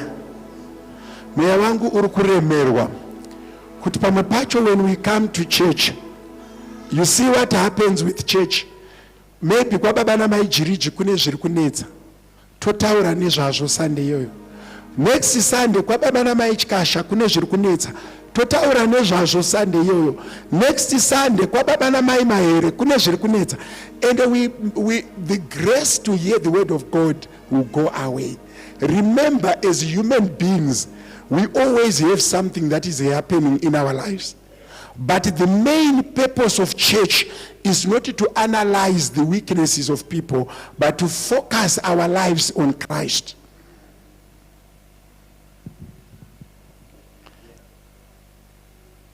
Which is our footing. Just before we go home.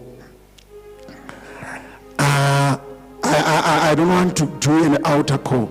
There are people who have an appointment to be prayed for today. Come forward. When you are here, the Holy Spirit said, you shall be prayed for. Just come and pray for you. Kana mwamchena aka yowatobva kumba kwenyu chiti nhasi ndikaenda church ndikundonamatirwa. I just want to pray for you. Imini handina chandoda kuti uwane, iwe unoziya chauda kuwana. Just come and receive it. Iwewe kana uine chako chauri I want, ina handina chandoda kuti uwane. Iwe ndouri uchiziva ende iwe ndo unofana uchiwana. Imini I don't have, remember, I don't have anything that I want to give you, but you know what you have to receive. I want you to receive that. Iwewe ndo uri kuziva chauri kuda ende iwewe chigamuchiro. Pamwe pacho tiri kuitira vanhu ma-altar call. Mwari ataura nevanhu. If God has spoken to you, I want you to receive what the Lord has said to you. Receive.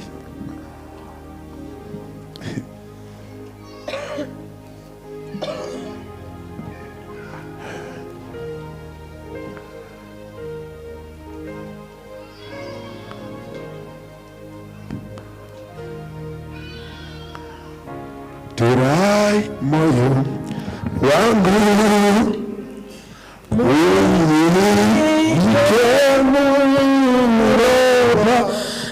Disambitwe isa disambitwe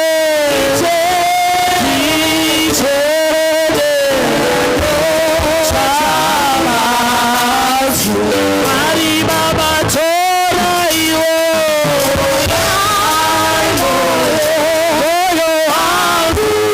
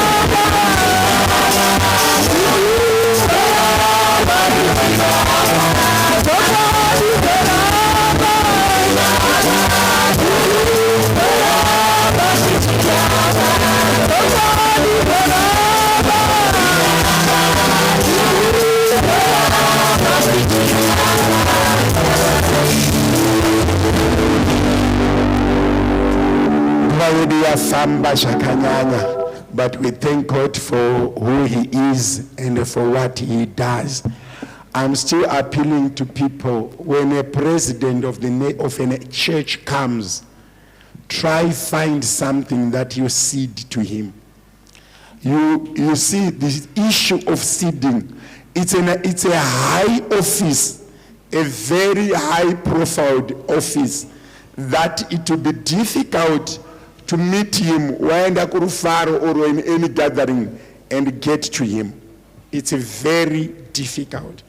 But in the conference, vanotonzi ne convoy because avangashike kana muri 100,000. And vanoneta vane human body. You see what I'm saying? So we are bringing him here for us. So every day, vane vachinamatira a department. Muswe Sunday makuseni, you go to the Sunday school, vese na mama, vono turika maoko pavana vedu, and it. Then we are making a plan. Vana mama vese, vana maichete maoko mdenga. I will make a day schedule. Vanona matira madzimai ese. Every lady, ndorauti president na amai vakuturike ruoko. Ingori nyasha dzauya panzvimbo, we can never allow that grace to pass. Manzwa zvandikuedza tsanangura. Kune vanhu vachatobva kuna Boxburg, Benoni, Cape Town kuvafambira panapa, but haana kuvakwidza ndege. Isu tisu tavakwidza ndege, tikavakumbira handitika. Saka hatigoni kuzojambwa. Saka vana baba chete muri kwere, vana baba chete. Ndoda kuti president angotiturika maoko tese. Kana paine revival yakanaka kukoshesa, ndeye vasharukwa. Inini ndo one munhu wandakaona achimutsa wakafa. One ndakamuona. Uyanga asipo achokwa. Saka I'm talking of the anointing that I know. Chiri kuti kuvadza mazuva ano kujairira anointing. Kujairira chi? It's not an office irinyore. You see what I'm saying? So we'll make sure kuti munhu wese anamatirwa na president. Handisi kuti aitwa deliverance. Asaya zvemamepo. Ndiri kureva zvekungoturikwa ruoko na president. Saka apa I'm not even taking exception ekuti vana vari ku Sunday school. I don't want them to be disadvantaged. But tinenge tichita intercession yemusi weSunday anditi president vanenge vachinamatira vana uko. So my